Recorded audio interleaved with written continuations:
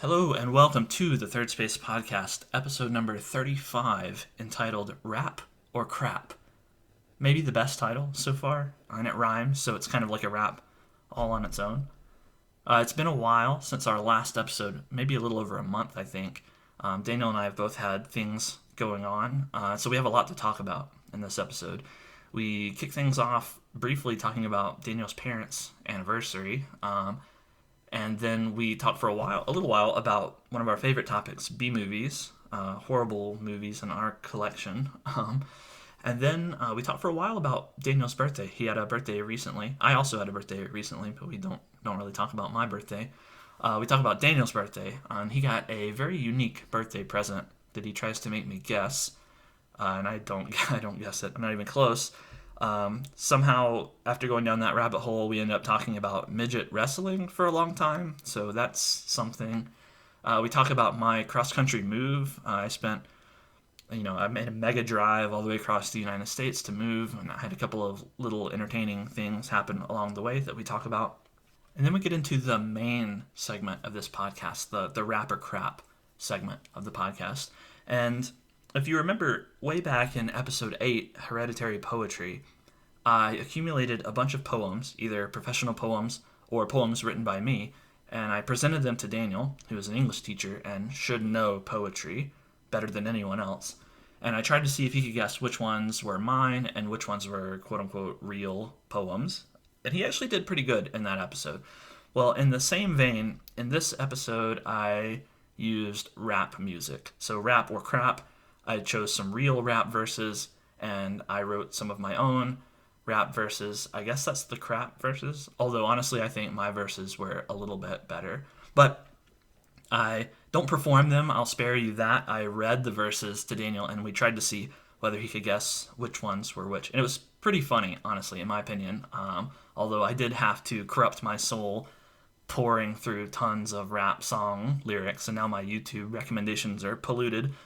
But it was very fun, and so you can try to see if you can guess which rap verses are real versus mine. And with that, I will let the episode begin. Enjoy. It's our podcast time. The Third Space Podcast. Yeah. With Daniel. And Bennett. That's us. That's you, and the other was me. Yes. How are you doing? I'm doing okay. Today is my parents' 40th wedding anniversary. Wow, that's nice. That's a lot of wedding anniversaries. And I don't want to get too far down the road of reflecting on, how parents shape us and all, but it is a reminder that, like, your first experience with love, like, both between you and another person and between, like watching your parents love each other, that's like they're your first model in life. And I think our first exposure to things, like your first time having an experience with whatever, is has a lot of weight, right? And you have a long experience seeing their relationship unfold over your life. It's a big deal. Yes. Yeah, it is. And so this is a big deal to you, I guess? Yeah, well, their 40th isn't personally a big deal. It's just a nice reminder of how they were sort of role models for and taught, like, kind of fundamentally showed me the definition of love in a lot of ways. And so I just feel thankful for that and thought I'd mention it on the podcast. That's nice. That's beautiful. Are they doing anything? Are they doing anything special to celebrate? I've only texted them today, and I planned on calling them later and having a longer conversation. 40th seems like a big deal to me, and I'm sure they got each other some gifts. I was wondering if, like, I've never been one to get them anything on their anniversaries, and do you get your parents anything on their anniversaries? No. Yeah, it doesn't seem like a holiday. It doesn't seem like a celebration that I'm really a part of. It seems like something it's their thing. Exactly, that's my thought process. I mean, I could see something like if they had a 50th wedding, or a 50th anniversary, and maybe they throw a big party, I could help throw the party, or contribute or surprise them with something. I don't know. Like there's an opportunity for a role there, but generally speaking, I think it's just between them. Mm-hmm. Yeah, yeah, I think so too.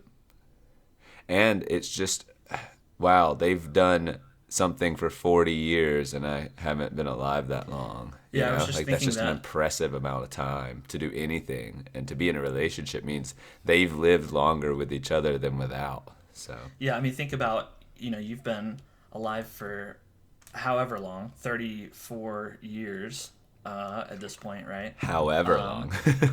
However Yeah. long.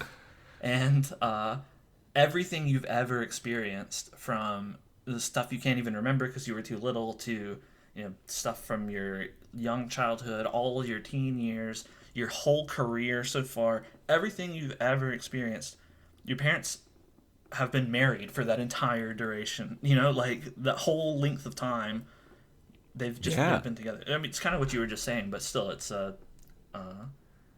puts it in perspective a little bit. Right. The only thing I've done nothing for 40 years. and I've done like the only lot thing of I've done things. for 34 years is live. There's no other thing I've done the entirety of that time. There's no like Oppress. I've oppressed for 34 years because of my existence. Yes. And impressed. Yeah. Oh yeah. But like we'll have a similar conversation when we mark 40 years of we should have a B movie watching. We should go back and find the date when we watched our first B movie, and I don't want to put us on the spot, but what would you consider our first B movie we watched? We were very deliberate in our selection, and we were like, we're watching this to make fun of it. Was it Big Trouble in Little China? I mean, Big Trouble in Little China is certainly one of the earliest movies that we watched. I remember Big Trouble in Little China kind of got us started, and then I remember we watched like Mosquito Man or something. That was a really very early early. one, and it wasn't very good. Even though it was early, I feel like it was the first 7 or 8. Because once you've watched 7 or 8 and you're very, very new to the game, you kind of feel this false sense of experience. It's like, no, this isn't my first rodeo. I'm on number 7 or 8, which is hilarious now that we're so many years in. I had to buy a new bookshelf just to hold all of our B movies. So, like, because I just moved, and in my previous place I had a small 3-shelf bookshelf that I was using for B movies, and it was totally full and overflowing, and so I had to buy like a big 6-shelf bookshelf just to fit all of our B movies on, which is amazing. So Do B movies predate your journal? I'm not sure. I don't know. When was it that we watched Big Trouble in Little China first? I mean, like, that's what I'm trying to figure out. Were we in college? I think we were in college. And so that if would we were in mean college, it predated predates the it. journal. Yeah. And so, I don't know. We should, off air sometime, I would like to find out a date of that. And then we'll be like, hey, 40 years of watching B movies. Yeah, I mean, it's probably been getting close to 15 years of B movies so far, which is Yeah. kind of crazy to say. And again, like, since Man. we were only able to touch like base in person several times a year, let's say we watch on average, let's call it 6 B movies. We're watching, 15 B movies a year. I think we can top 15 B movies a year on average. I think we top 15. I did too, most of the though. time, That's most of the last number of times we've gotten together, we have probably put away 8 to 12 B movies. actually you're each right. time. And then we managed to not just make it twice a year. We sometimes not even 3 times. Sometimes I feel like we get together 4. Sometimes we can squeeze in more. Sometimes it depends on what we've got going on. But we've put down some B movies in the last couple of years, that's for sure. And I've got a big stack. I'm very excited for the next time we get to watch B movies because I have a stack of probably 20 or so. I replenished the Oh stack. man, I'm excited. And that's a really big got some part good ones. of the excitement of watching B movies is having fresh movies we haven't watched. I mean, I've really learned that keeps me going. Like, if it's the same stack, even if we haven't watched them, but we've seen the cover and we're not particularly excited about it, like, that really makes me not enthused to put it in the DVD player and press play, Like, it is exciting to have, like, these mystery new selections and high potential gems and things. Like, that's fun. Yeah, I kind of like now not even reading about the movie that we're about to watch, or like, when I'm researching them and finding out what to get, yeah, I'll read about it and make sure that it's, or at least try to assess whether it's going to fit what we're looking for. But then I kind of forget about that by the time we watch it, and I like the movie being a total mystery, and then we open Same it up here. and put it in. I want to know something like, oh, it's a 1980s horror movie about a police officer or something like that, or the zany twist of like a police officer with one hand or something, and then like, I don't need it, but I don't even need to know more. Like I'm ready. Right. The time traveling detective from the future, kind of thing. Yeah, that's all I need to know. It's like that sounds good. And if it's on a list, that we trust, and in some ways like Bennett went and did a little research on verifying that it fit within our wheelhouse, like I'm ready to go. Yeah. Even then, though, it's shocking how rarely it works out. I know. Like, I know. like, even when you find a list that contains a bunch of movies that we've enjoyed greatly, and there's a movie on there that we haven't seen, and you read about it, and it sounds amazing, and it's within, it's the golden period of the 80s, and it fits everything. It checks all the boxes, and we get it and put it in. It can still be just horrendous, and not in a good way. Horrendously unpleasant to watch.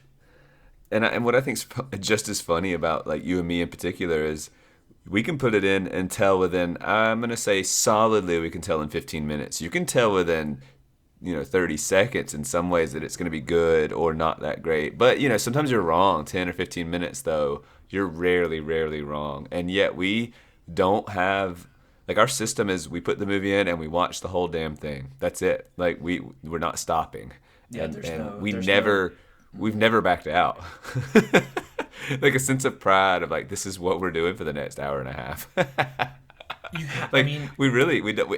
And yet we have developed a refined taste where we are 99% sure this is going to be a waste of our hour and a half. But man, this is the path we chose. It's like it's almost like there has to be some pain for the pleasure to be as potent as it is. That's true. But when you frame it that way, it makes me ask, why do we do that though? Yeah, why do we not just freaking stop the DVD? Like we have the power and we know it's gonna be bad. There's this alluring like, what if there's this scene? What if there's this golden line? What if? Right. That's the thing. You say we know it's gonna be bad, and I think we have very finely tuned intuitions by this point that it will be bad. That is to say, unenjoyable. But there's always that chance. There's that small chance that there's that one scene that pops up that is laugh out loud funny and makes the movie worth it. And I can't even think offhand of any movie that fits that pattern, unenjoyable except for one enjoyable scene. I can't think of anything. But there's the chance that it is that way. And I think there's also sort of a completionist tendency, that I'm a completionist when it comes to video games. I like to play the games all the way through. I like to read book series all the way through, even if I'm not really enjoying them. And, I just want to see the end. If I have an opinion on something, I want it to be based on the full thing. I don't want to have an opinion just on the front half of it and say the front half sucked. I don't know what happened in the back half, but the front half sucked. Like, I want to be able to make a fully informed opinion. That's what it is. That's why I watch hundreds of god-awful movies. It's because I want the pride of being able to say I watched the whole thing informed. I have an informed opinion on garbage. That entire bookshelf, I watched every minute of that freaking movie, even the bad ones. And I know you sort of, when you put them on your bookshelf, you put our favorites at the top and our least favorites at the bottom or whatever. It goes sequentially. Now, we don't get into fights. Yeah, we don't get into fights about whether this should be reversed and right next to the other. It's like, no, it's a general thing. It's a general scale. So, I mean, I can imagine the dregs of the bookshelf being, miserable. Like we have a refined palate. We can tolerate bad movies and like that's the thing. We've watched enough movies that as we continue to watch them, the bads become a little more palatable than they initially did. Would you say that's true? Like we're not as bored because we know how to look, we know how to watch, we've refined our enjoyment. Like the obligatory Burning Man gets more and more enjoyable as we like. It's not diminishing. What's the opposite of diminishing returns? It's minishing returns. Minishing returns. Yeah. No, elevating returns. Like it is like every time I see these tropes or these, honestly, another sounds so. I would classify it more as pain tolerance. Like we've built up a pain tolerance so that now what used to make us, like put our head in our hands with misery, now we just can kind of sit there and go, this isn't very good, and make it to the end like that. Well, since we continue to obviously watch good movies or like we appreciate narrative a lot, and so we see a lot of bad. I mean, I'm an English teacher. I love narrative, and so seeing all this bad narrative has a lot of utility too. And like, why is this cliche? Why is this particularly bad? And beyond the obvious like bad acting and low production value, those are the two like clear cut things. But like, why is this dialogue so boring or so cliche or this, that, and the other? Like, why is this not charming? Where did it fail? And that's obviously not why we sit down to watch B movies, is to like in an academic sense. But I think we just do pick up on how lazy that writing can be. And our favorite, I think, is when the writing isn't lazy. It's just misguided, right? Like someone's not being lazy. They're sincere in trying to develop these rich characters and charming people. And they come across as, work. Jerks or whatever. It just doesn't work. And that's what we like. And that's actually, there's a little bit of mystery when it's not lazy. It is an original idea. It is a passion project. And yet something's just so far off. And man, it's just rich. The enjoyment of that is just unparalleled to me. Yeah, speaking of movies, since I moved, my new place is right next to a movie theater. I just have to walk through one little gate, and I'm in like the overflow parking lot of the movie theater. So I'm very close. And this movie theater happens to do like discount Tuesdays or something. So a movie ticket is like $6 every Tuesday. That's worth it. Like just go to see a movie on Tuesdays kind of thing. I've already gone and seen 2 movies. I saw the latest James Bond movie, which I forget the subtitle, like Never Say Die, or I don't know what. That sounds like the one from the 90s. No Time to Die. No Time to Die. That's it. Okay. I saw it. It was okay. And then I went last Tuesday and saw Dune, and I've never seen Dune or read the book or anything. I knew it was huge fan base, right, for the movie. I mean, for the book. And there wasn't there a movie, like an old one? Yeah. There's an old movie too, I believe. Maybe even 2 old movies.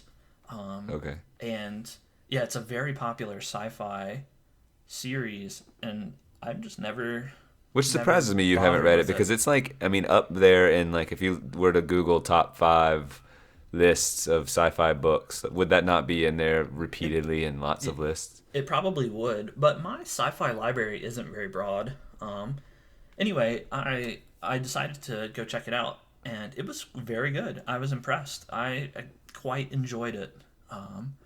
The movie had a very good atmosphere, built-in atmosphere, that made it feel like a separate kind of experience, and the direction was good. The score was heavy.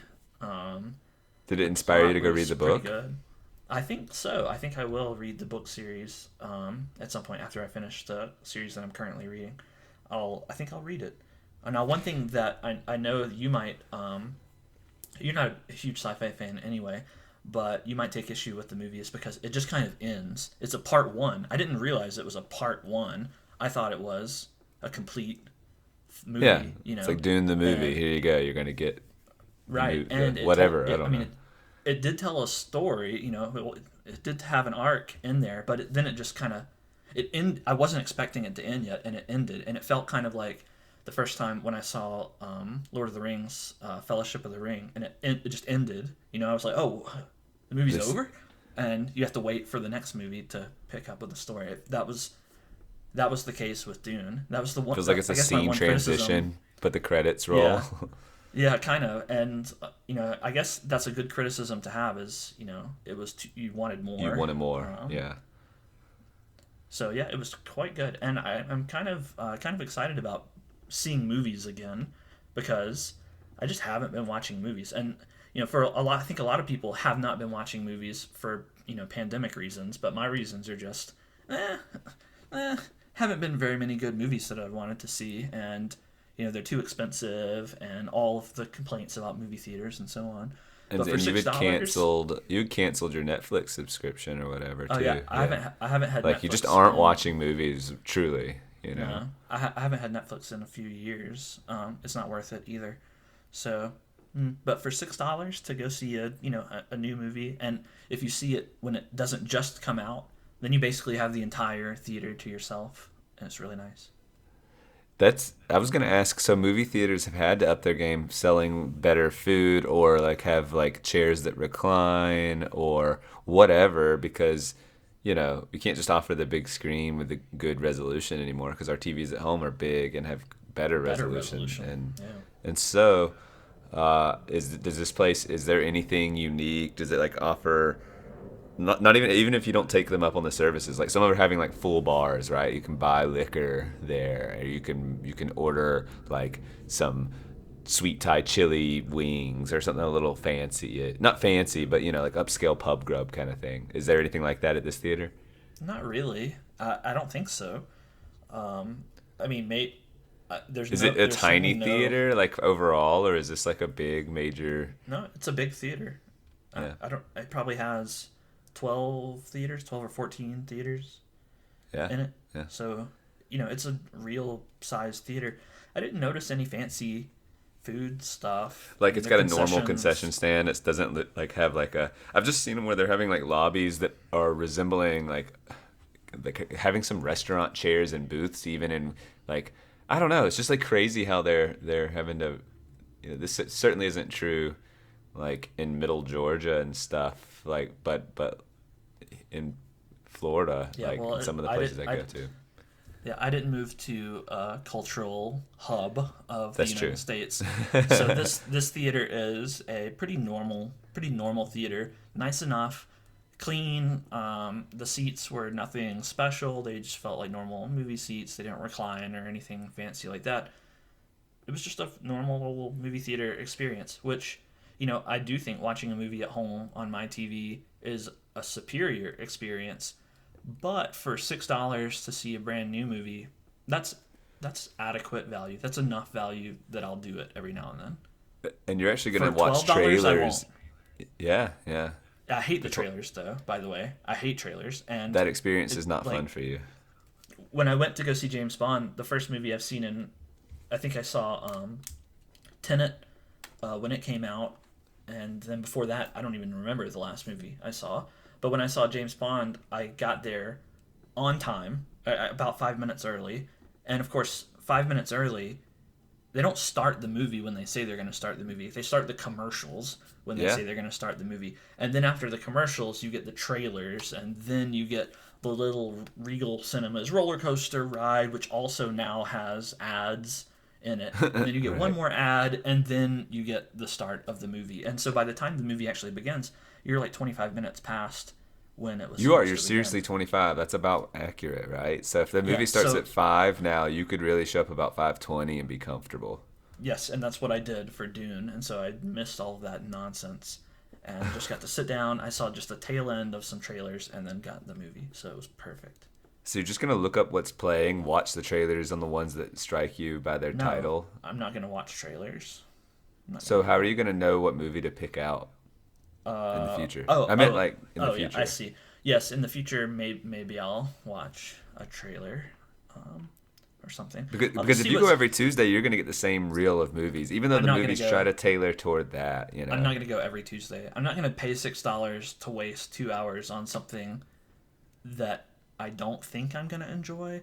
The movie has to sound at least halfway decent for me to. So maybe that's where we're a little bit different. For me, if that was just my routine and I'd go see a movie on Tuesday. I mean, not if it didn't sound enjoyable at all, or it was totally not my genre. But if it was just one that like I was half interested in, I like most movies. I find something enjoyable about it can be panned a little bit critically or whatever. I don't know. Like but my experience is like that was not a waste of my time to sit there. Of course, $6 then starts to make you say, well, is it worth sitting? You know, if it was free, that's different.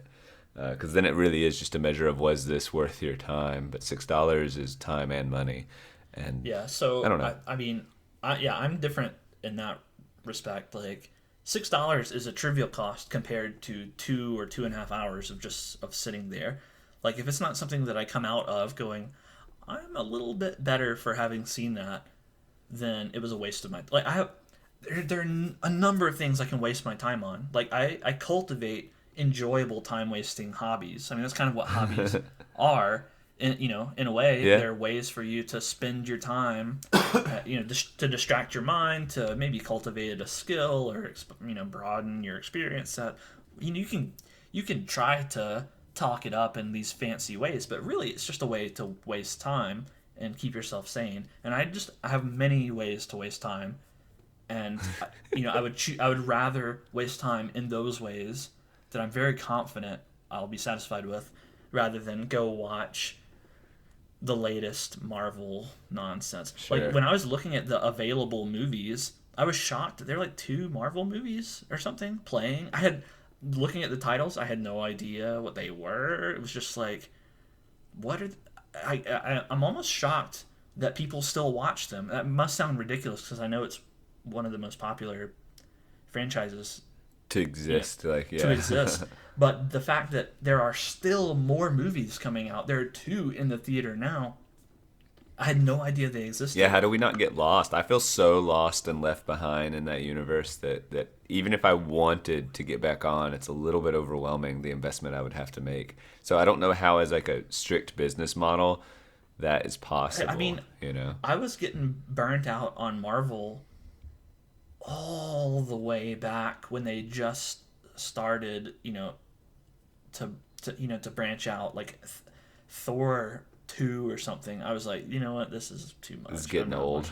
Yeah. I'm not watching these anymore. And that was years ago now. Years and years ago, yeah. Years and years. And now it's like I don't even remember the name of it. It's like the Unvulnerables or something. It's a group, and I was like, what is this? Is this some kind of like bank robber movie or something? And I click on it, and it says Marvel, and it's like, what are these things? Is this like, are they scraping the bottom of the comic book barrel now for their characters and stuff? I don't know. Or writing. I wonder if they'll just start launching new ones just so they can continue Marvel. Like they'll do all the movies of all the comic books. I don't think so. Why make any new movie when you can just reboot a movie, which is all they've been doing? How many Spider-Man have we had now? But you could easily imagine some social justice like characters that they then crank out some movies too. But you could just do the social justice spin on an old one. Why crank out, super feminist, who is a superhero feminist? Why do that when you could just turn Spider-Man into super feminist Spider-Man? That's you could true. Do that, and they probably and they have. do that. I mean, who knows if they've done it? But yeah, if they haven't yet, then that's 2022's blockbuster hit. Yeah, I don't know how many people are going to the movies. Like, it was funny you saying I didn't know there was a new James Bond. Yeah. Dune I had heard about just because it was this mega movie, I think, right? Big production value and all that. But I didn't. I forgot about, like, I just don't know what's in theaters. And I used to have a keen sense of awareness, and I wonder if that's true of the like collective conscious. Like everyone kind of knew what was in theaters and what was upcoming. That was just part of our. Don't you know? I mean, it was the fabric of our existence. Is like, oh, that movie's coming up, and oh, is this opening weekend or is that next weekend? I can't really remember, but I knew I had my hand on the pulse of it, and now like I couldn't tell you. I just could not tell you. I think some of this feeling probably is leaching into your brain from pre-social media times. When shared experiences were somewhat rare, but you could count on the fact that you and your friends and their friends had seen the latest movie trailer in the theater, and so that was a shared experience. You don't have to actually be in the same. You don't have to see it in the same place to share that experience, but everyone did share that experience. And now, there's so many more shared experiences, and people haven't really been going to the movies that much or watching all the trailers, and so I don't know, maybe that shared experience is just lost in a sea of other That makes things. total sense to me. That music was like that for, say, our parents Yeah, growing up. Is whatever was on the radio. So if you knew the 15 bands that were on the radio, you could really talk to anyone across the country about right. music, and you could, however many genres. It was just more limited, and now it was crazy. And for us, that had already kind of gone crazy, right? It Yeah, was more definitely not about for music. Yeah, for it sure. was Music about is like, genres, and then in genres you could sort of knowledge drop some obscure band and get some social credit that way. But movies, we still had that because it's just the ones in the theaters that were, as a teenager, new is better. That was sort of the mantra that we had all absorbed one way or another. That like old is bad, new is good, which is I think such a false thing. But anyway, yeah, and you could just be on top of that because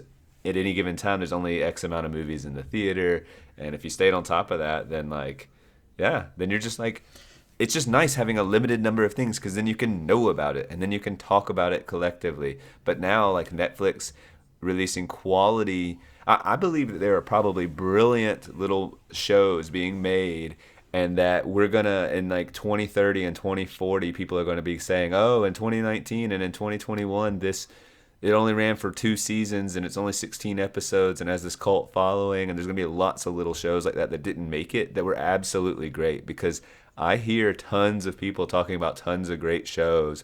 So we're in a weird, I'll say golden age, but like, because like a lot of quality things are being produced, but like I do think it's too much quality. It's a weird criticism to have, but like, there's yeah. just so many Well, good it's just things that I don't have time to consume or invest in or whatever. And well, like, and exposure, is a problem because yeah. everyone is just inundated with so much crap, that Well, it's that's why hard stuff like to. Marvel goes to this top, right? Like, because there's actually Yeah. room for these indie little individual stories and people to take risks, and I think fundamentally people appreciate that, but people still crave to be part of some bigger conversation. Like, what's my blockbuster thing? What can I go invest in? And like, Marvel is what it offers you. You want to talk to everyone about a particular movie? Go see the Marvel one. And it sucks because I'm just not interested in that particular like franchise. Yeah, yeah, okay. I see. I think you're right about that. It's just weird though. If that's true, that's the strategy, let's say, that Marvel is taking. To me, it seems counterproductive to pump out multiple movies, because then even if you bond or you're having the shared Marvel experience, you may not be experiencing the same Marvel movie. I don't know. Yeah. It seems kind of strange. So, Well, I don't know. uh, I think that they are conflicted in their own values. Like well, yes, yeah, this is our thing, but like make money, make money. It's right. pretty simple. It's just like crank them out, crank them out. Speaking of hidden gems, and golden age of movies, that's going back to B movies. That's one thing that also makes me very excited for the future, is that they're probably pumping out golden terrible movies, and we have no idea because they're getting eclipsed by the popular movies and the well reviewed movies and all of that.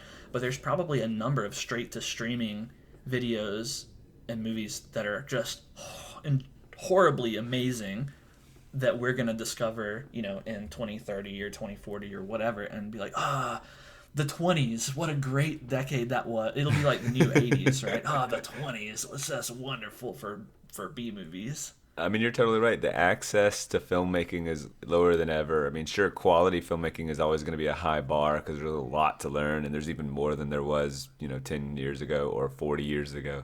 But if you want to quality, can you get a 4K camera and a pretty good mic for very reasonably priced, or just I said that weird, but yeah, yes, the answer is yes, you can, and you can just get Yes. out there and start filming stuff. And so that means these people who think that they're geniuses and have a story to tell are going to be filming their stories, and a lot of them are going to be awful. And yay I for can't that wait. I because we can't can wait to watch watch some of them.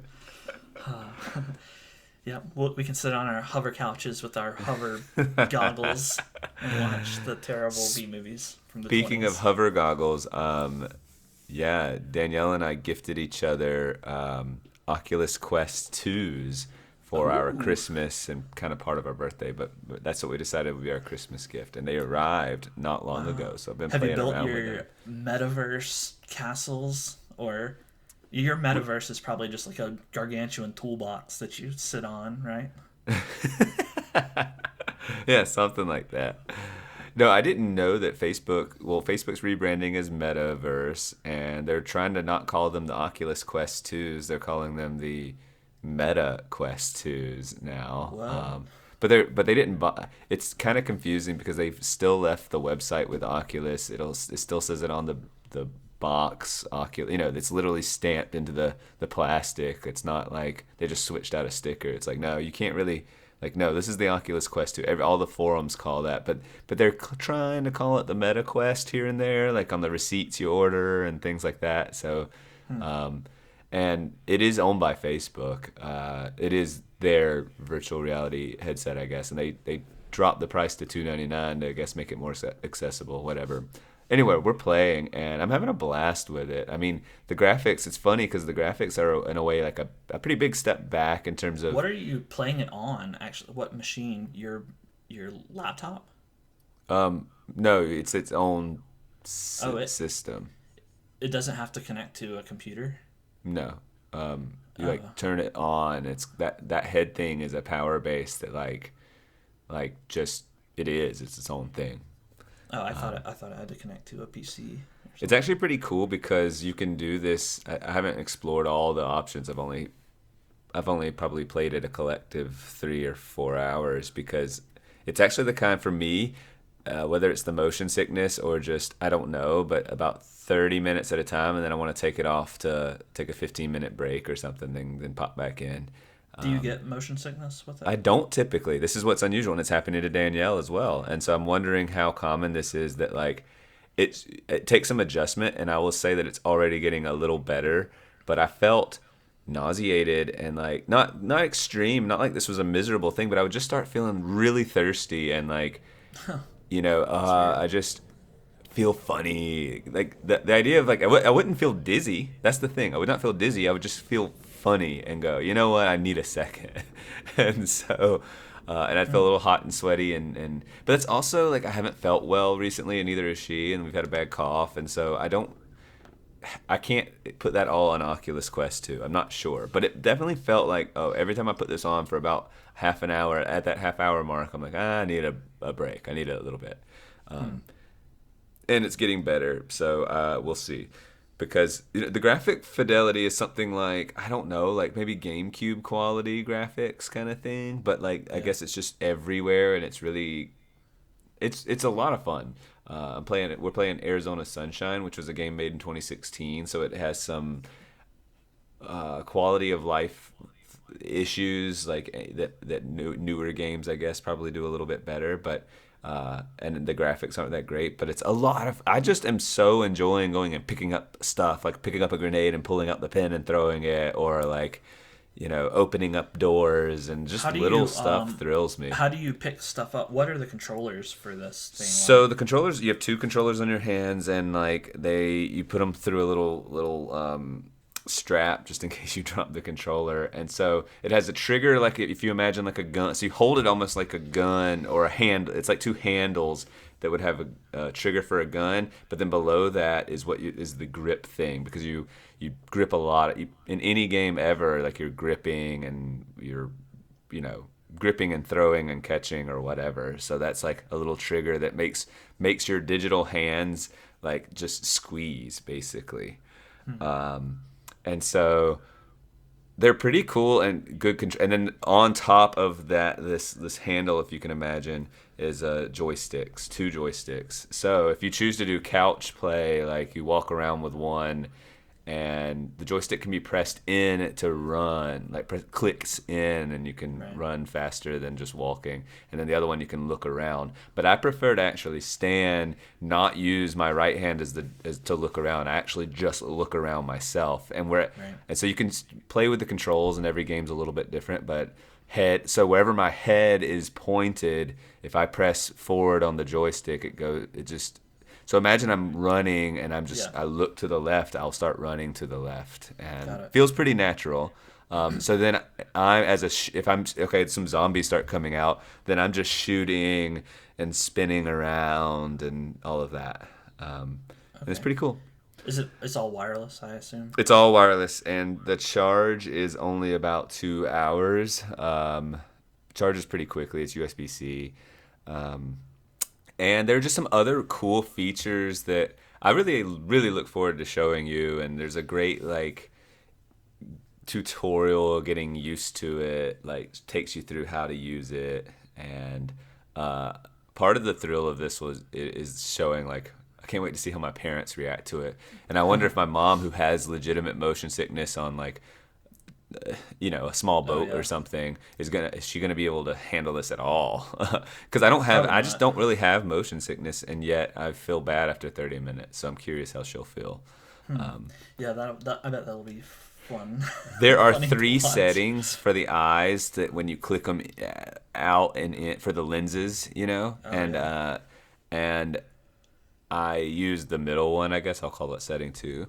But what I've realized too is, like, if you got to have the strap just right too. If it's off a little bit, things will get blurry. Or I find myself adjusting. Like, I'm still adjusting to how to use this well, and I am getting better.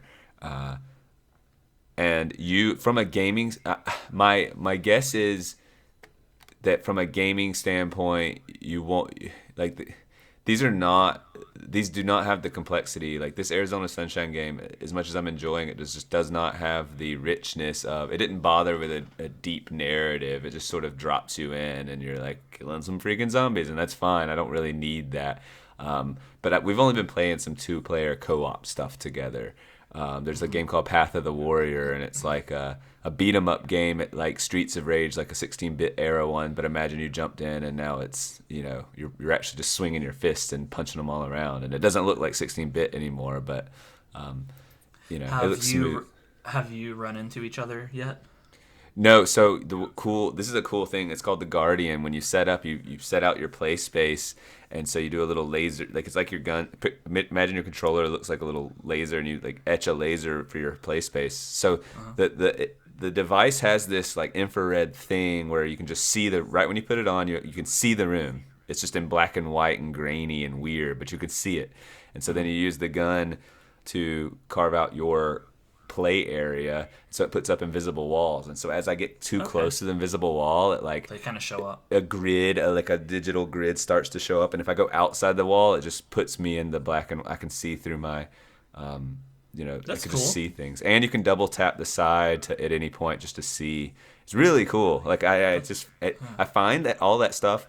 Oh, and like when you move around your hands and stuff, it's perfect. Like, that actually works supremely well. If it didn't, the system would just be unplayable, right? Like, you're just trying to move your things around. But, like, the way it registers those devices are just absolutely perfect. But some wonky things in, like, Arizona Sunshine, like, I've been stuck on the stairs and physically had to just move my body outside of it to get it to. But that game, and then today I played Path of the Warrior. We had not played any other game. I played, so I have a game called 11 with ping pong, and I can't wait to play with you because I was really impressed with the physics of the ball, and I immediately was pretty dang good, as if, I'm pretty good at ping pong, and I was like, well, if I'm not pretty good at this quickly, I'll think it's BS, because if it really is supposed to represent it, I should be able to pick it up and do pretty well, and I was able to do that. And Danielle was about at her talent level as well. So, like, it made me think, like it reminded me playing ping pong with my dad growing up, and we just volley back and forth and talk a long time. And then I've done that with you a lot too. And I was like, I just wonder, like, in theory, like, you all the way, across the country or whatever, and just playing ping pong and then having the mics on and just talking, because you can put it on just free volley, like, be potentially a really fun way to have a conversation, and just a thought that I had, and I wonder if the Third Space Pongcast. Yeah, that's perfect. Get it? Because ping pong. Oh, even better. Pong. Yeah. And it sounds like podcast. A little bit. Thanks for the explanation. I needed it, Yeah. No, I haven't even Yeah, played that some could of the be other cool. games I have. So it's just I'm thrilled. Whether whether this is just a gimmicky thing we'll enjoy for a little while or put away, I don't know. But like I they have all these neat little. So you start off in just a room and you can change your skin for it, and it's just it's just your home environment when you launch it, right? And then from there you can go to different areas and games and all of that. So you can change the way it looks, and you can so I can map out my couch, my real life couch, so it just puts a couch in that environment that, so when I sit down, it's just like sitting down on that digital. It's just a cool idea, like, to do that. So they're always expanding that sort of stuff, and I'm enjoying it. That's all. That's cool. Yeah, I'm looking forward to trying it out.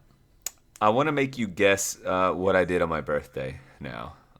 And complete transition, right. but like, yeah, but right. so for some context, we had just gone to Nashville, and given the time, maybe I'll save that for those stories for another time. But it was just a really, really fun trip, and it's expensive, and the city's really cool, and that was sort of our birthday. Danielle and I have similar birthdays, so like let's just gift each other that.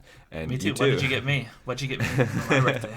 I wished you a happy birthday. Late. I think you said 4 or 5 years in a row I've forgotten your birthday. Gosh. Right. Yeah. I was really hoping we could get a podcast in before our birthdays, because I have a Mind Your Morals that is, birthday related. Your birthday. You forget your friend's birthday for How bad? 4 or 5 years in a row. Like assess the morality of this situation. But I didn't get it in, and I don't think I'm going to save it for 2022. So I'll probably forget. We can revisit. Probably it. I'll do it again. You'll probably forget again, so I'll be able to use it. Anyway, so all right. So how did it go? So we spent money. We just agreed that for my actual birthday, it was a Wednesday, right? I don't care about like having some drinks on a Wednesday or anything like special on a Wednesday. I like my routine, Saturday was a plan, to go out and have fun. So great. But it is my birthday, and I don't want to eat at home or something. I'd like to, I don't even care if it's like Chili's or something low key, whatever. But let's just. And so she said, great, cool. And then she texts me, I've booked us at 8:00 tonight, but we'll eat beforehand. And so I was like, this is a mystery, what's going on? And she wouldn't tell me, and she was being a little playful, like, you'll never guess kind of thing. And there's a bowling alley close to us, so my guess is a bowling alley. Like maybe she got some lanes. That'd be kind of fun and something to do, and cheap. And I asked her if it was expensive, and she said no. And then so that was the context. And then I'll give you a little bit. We went to a bar that I really like, and cheap food and stuff. And I was like, she said, you might want to have a drink before going to this.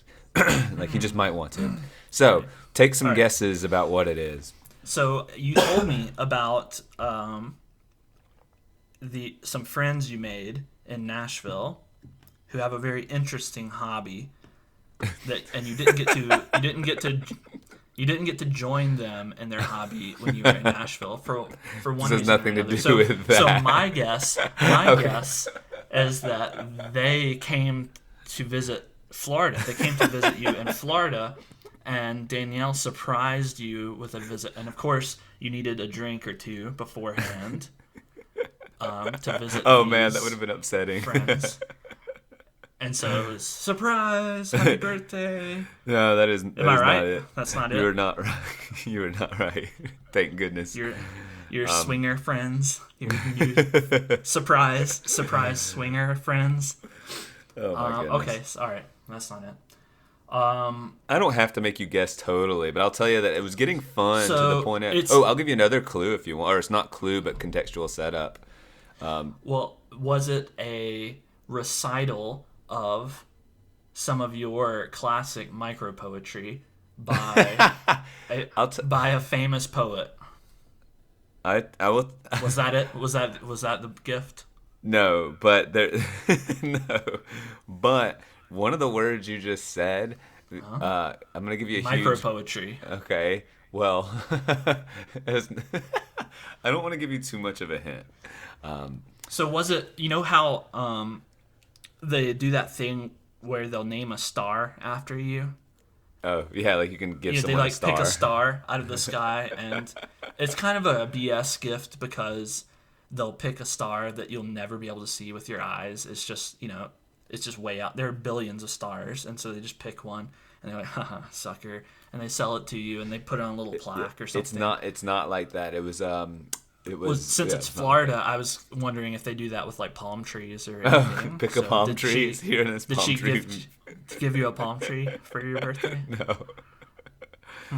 One of the questions I asked her was, is this something that like tomorrow when the students ask, what'd you do for your birthday, can I just tell them? And she was like, I think so. I don't, maybe. A cemetery plot. It's a cemetery plot, wasn't it? And a gravestone? Yeah, she just showed me a cemetery plot and said, this is yours. This is it. This is yours. They're costly, and this was pretty free. Romantic, right? Because your birthday is when you come into the world, and your grave death is when day you is go when out of you the world. go out. So it's kind of like, I don't know, bookending everything for you. That's a pretty good gift. Tell her I said that was a good gift. I will. All right, real guess. What? So Danielle does theater stuff, right? Yes. So did she somehow arrange for the cast of some local play or something to like sing you happy birthday, like from the stage or something like that? That's a good guess. And no, but I'll tell you that there was pageantry involved, but I don't. I'll say it as vaguely as that. A drag show. No. You participated in a a drag race show. No, but we're in the category of like edginess. Participated. I didn't participate, but oh, okay. Well, but the wheelhouse of edginess, I would consider. I don't know how to measure the edginess, but like that's fairly edgy, and also one you wouldn't want to like necessarily say to students, but you could, right. So you're in that. That's a good guess in that regard. Wow. Well, now I don't know what else. You'll never guess. I don't know why I'm gonna get you there, but you'll laugh when okay. I tell you. All right. Tell me what it is. Tell me what it is. So I had my head down like as we got close and parked, and it was clear we were as we were parking, we're driving by the venue, I guess, and it was loud and very just bar like. I heard people and loud just popular pop music, right? And I'm like, okay. And she had explained to me this is a one-time event, one night only in this place. And so she's like, keep your head down. And I'm walking in. I'm trying not to look obviously looking down because there are lots of people as we're heading in. And we get in a position and like I'm shuffling past some people and I look up and it is a tiny wrestling ring with the banner micro wrestling. And it was a little people micro poetry. I get it. Yeah. Very funny. Oh, oh man, that's hilarious. It was this raucous event of like athletic little people flying from the ropes and like and this is how they began the event. They said, if anyone here is sensitive, and he had this little voice, right? So he comes over to the mic, if anyone here is sensitive, get the F out. And everyone just cheers. And that's hilarious. And they said like, it was just a strange, they did a really good job with they had your villains who came in and was like, Tampa is smelly, and why am I here? And then the other one's like, I love, it was just like, yeah, right. Very clear who to root for and who to boo. And I ended up making because Danielle would tap people on the shoulder, it's his birthday, and just being goofy like that. And I was in a good mood. And so there were these mid-40s, I would say, two guys that were like had the right amount of drinks, I guess, and we ended up having a good conversation with them, and they were being a little bit braggadocious about their like multi-million-dollar company, this, that, or the other, and like, okay, whatever. And they buy me a few drinks, and then they so as the show's beginning, they're like, did you tell them that you were a teacher of promise in 2015 or something? I told them I was a teacher, but I did not. That was. Were they jealous? Well, they they were not jealous. I mean, they were saying things like, your life's going to change now that we're friends. We're going to take you to like sporting events and all of this. I mean, you know, they were really so. So they were doing this raffle where if you win the raffle, you get to go backstage with the little people and like take pictures and stuff. So they do a raffle. Is that the term now? Little people? Is that it's not I think midgets anymore. I think midgets is not politically correct, which is maybe why they used. I mean, midget wrestling is what everyone. If you say like a midget wrestling contest, that's what it. But they changed it to micro. I'm pretty sure like it was called midget wrestling and used to be a thing, and now it feels like it's like, can you still even do that? Like feels like you know. And I think that's why they opened up with, if you're sensitive, get the F out. And like, well, I appreciate that sentiment, but like, I'm so disconnected from Little People Matters. You know, you don't hear anything about it. It's not on the news. You don't hear about, you know, protests. Well, maybe it should be. Maybe it should be. You don't hear about any of that, which makes the semantic games hilarious to me. Like we play these semantic games in every area, right? Like, right. You know, there were so many different words for black people or gay people or, you know, whatever minority you want to pick, or, you know, even like even, you know, janitor being sanitation engineer. There's so many euphemisms. And to hear the semantic games around, like the term little people, if I had to, you know, it's not phonesthetics, but if I had to try to objectively rate the offensiveness of terms, little people, that would be worse than midget. To me, little people sounds demeaning. Like I'm with you that little people sounds demeaning. I think the word midget has a curse wordiness to it, in my opinion. Like, or like it just phonesthetically, it's a little harsh. It's a little harsh, yeah. Whereas little people, it's an ugly word. Midget. Like, midget. It seems it mean like, too. You hear it like roll off like in a mean way. But little people sounds like kid gloves, sugar coated, like. It's like saying you're special, like the word special. You're special. It's just like, special needs. Special. It has this sort of like right. Yeah. That's what it's not. Anyway, sorry to interject. I wanted to, because I don't like the term little people, and for all our little people listeners, I'm gonna use the word midget with all due respect. Well, there you go.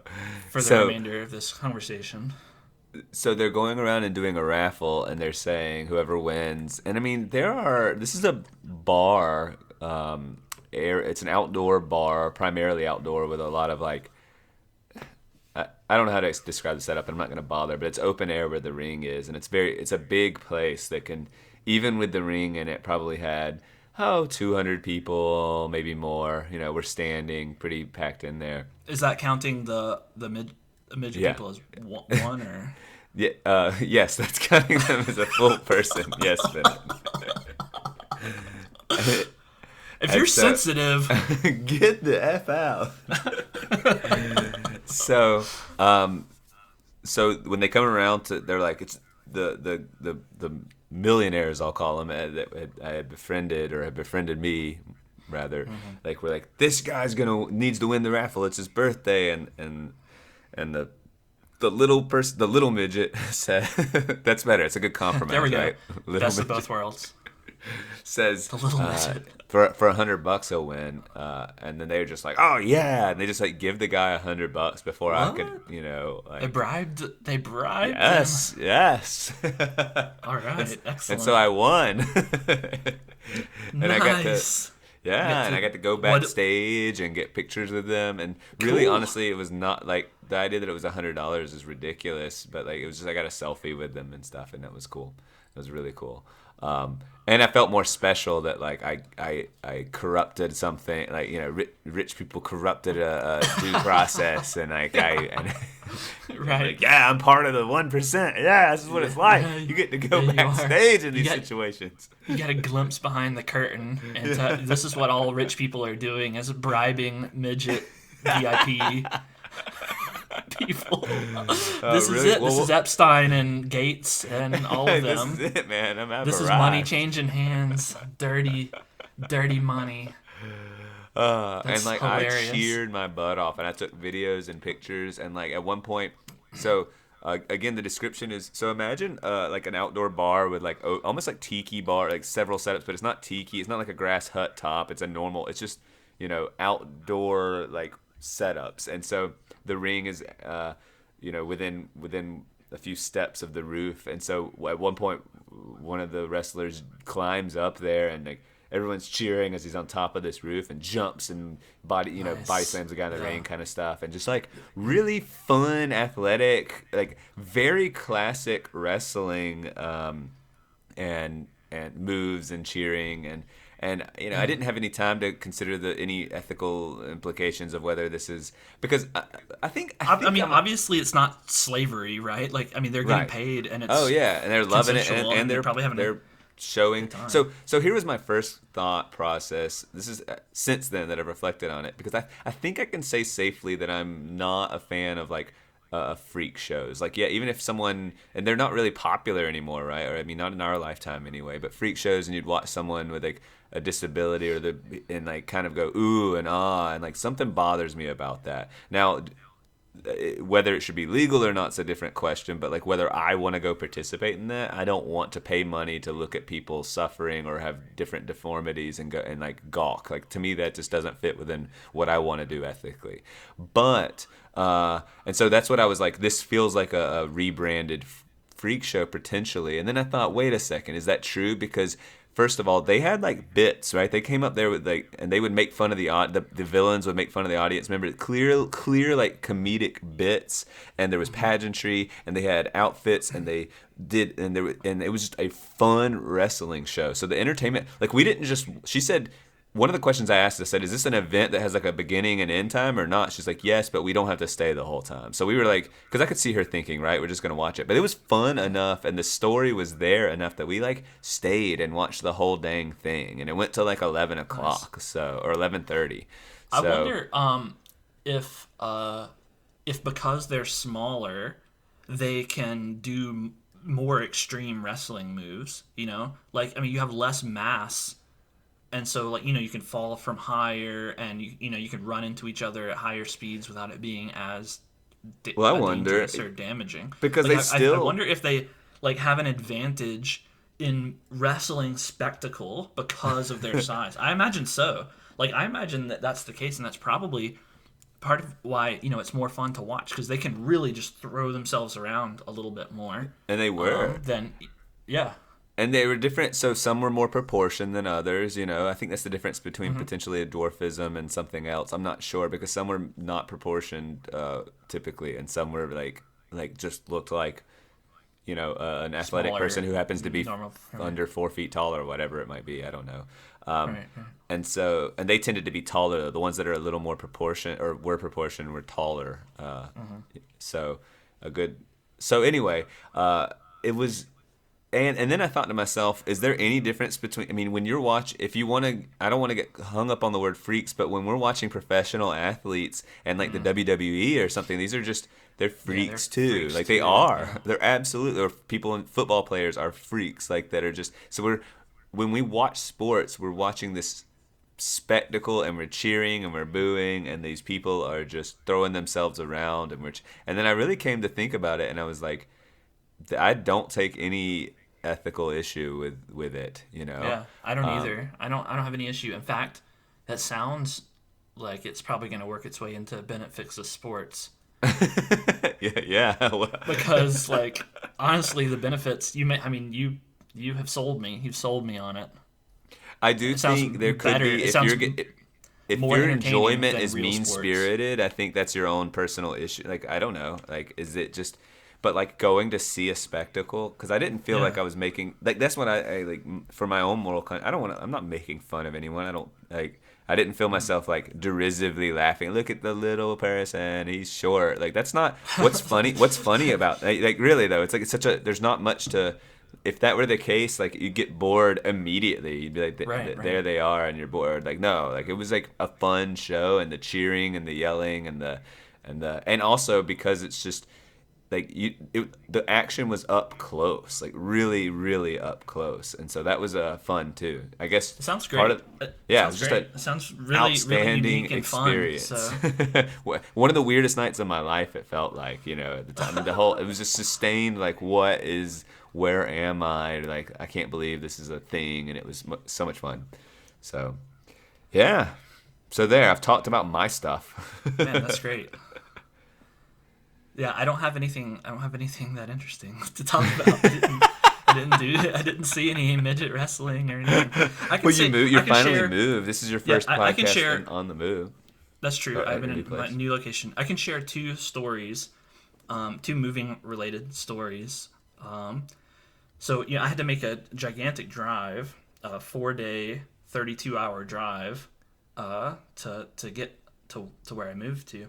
Yeah. And so the last leg, the last couple legs of my drive were like kind of across the plains, and I was one day I was going through Nebraska, western Nebraska, and I've never experienced this before, but the wind was absurd. It was so crazy. Like, it was the most gusty intense or consistent?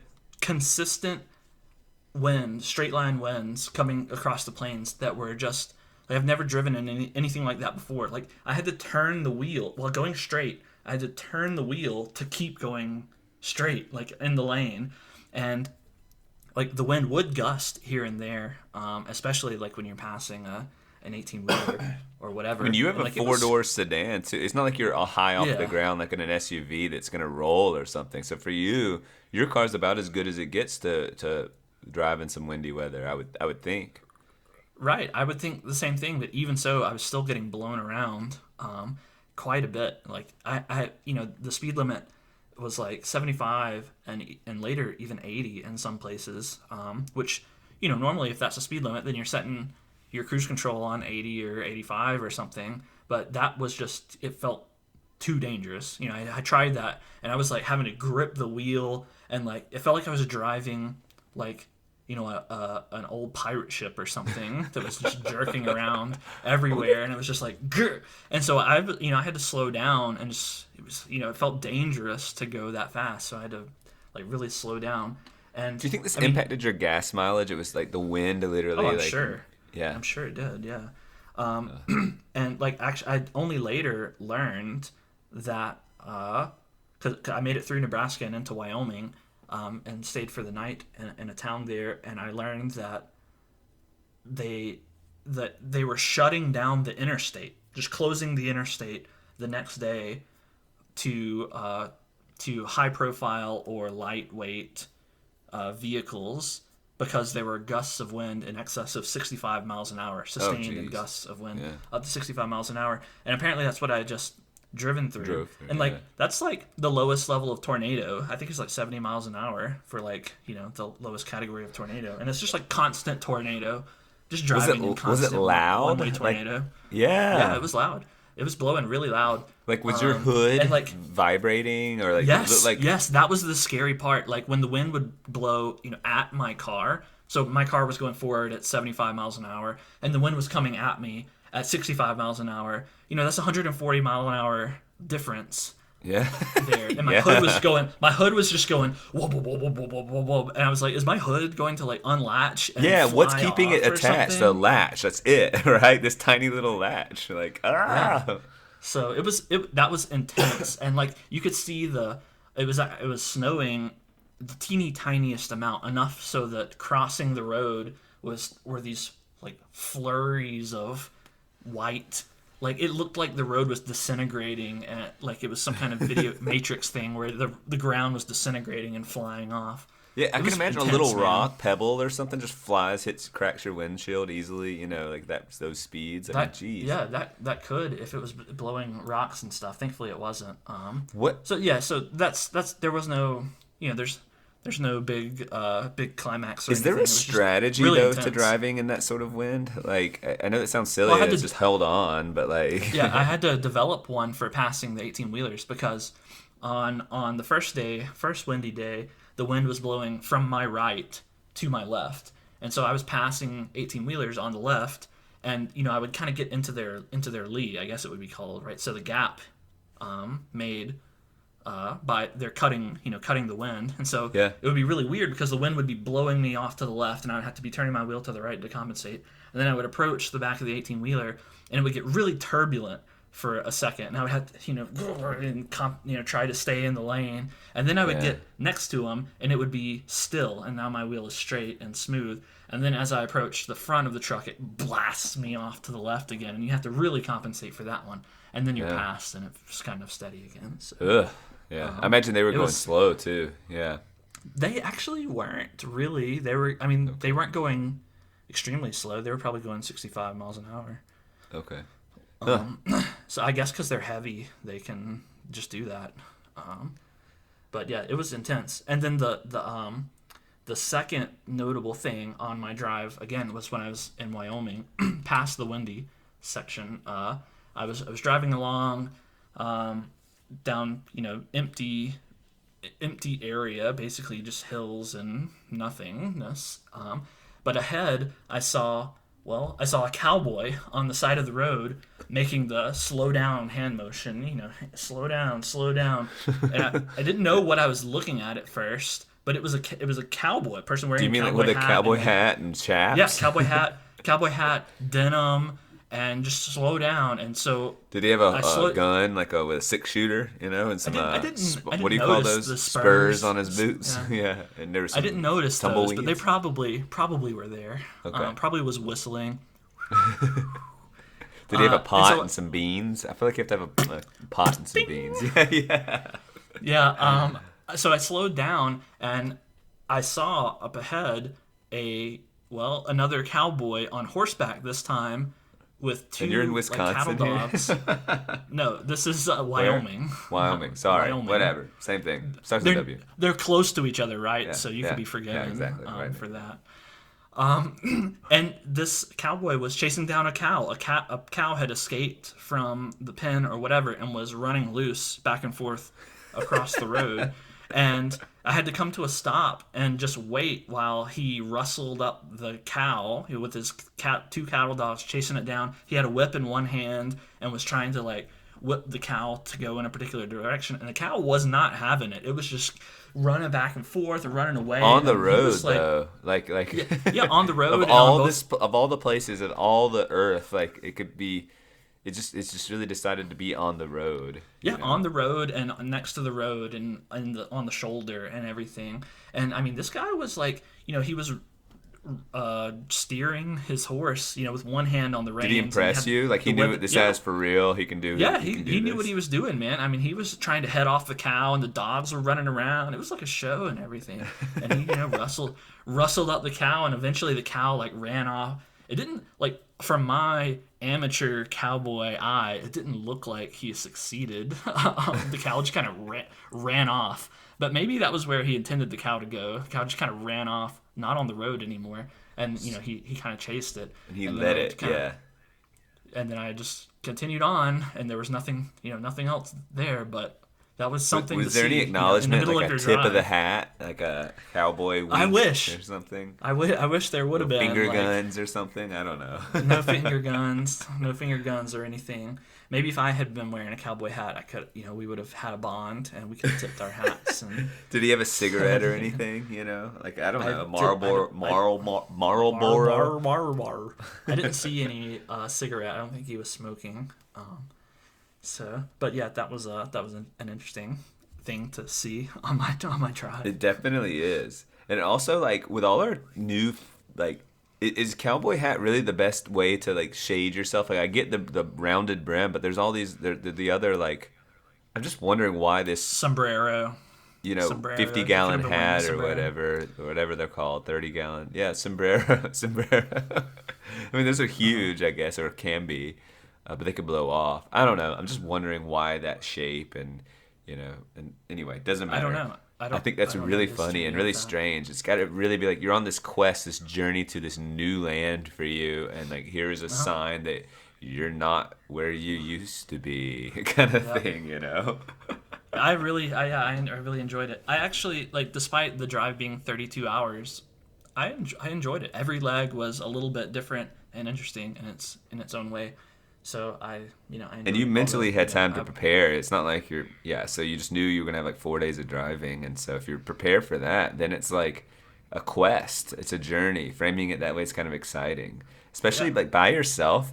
I mean, it's, you have control. Like, you don't have to stop for someone else's bladder, like it's you. Right, It's right. just you and your hunger levels and your bladder to monitor There and were quite a bowels. few really there were quite a few really beautiful spots that I passed through because I got to drive through the Appalachian Mountains, and this was in early November that I actually did the driving, and so the trees, all the leaves were red and orange and everything, very pretty, and the temperature was wonderful, and then the plains were kind of meh, that's what you would expect, but the wind was certainly an interesting that certainly kept my interest during that part.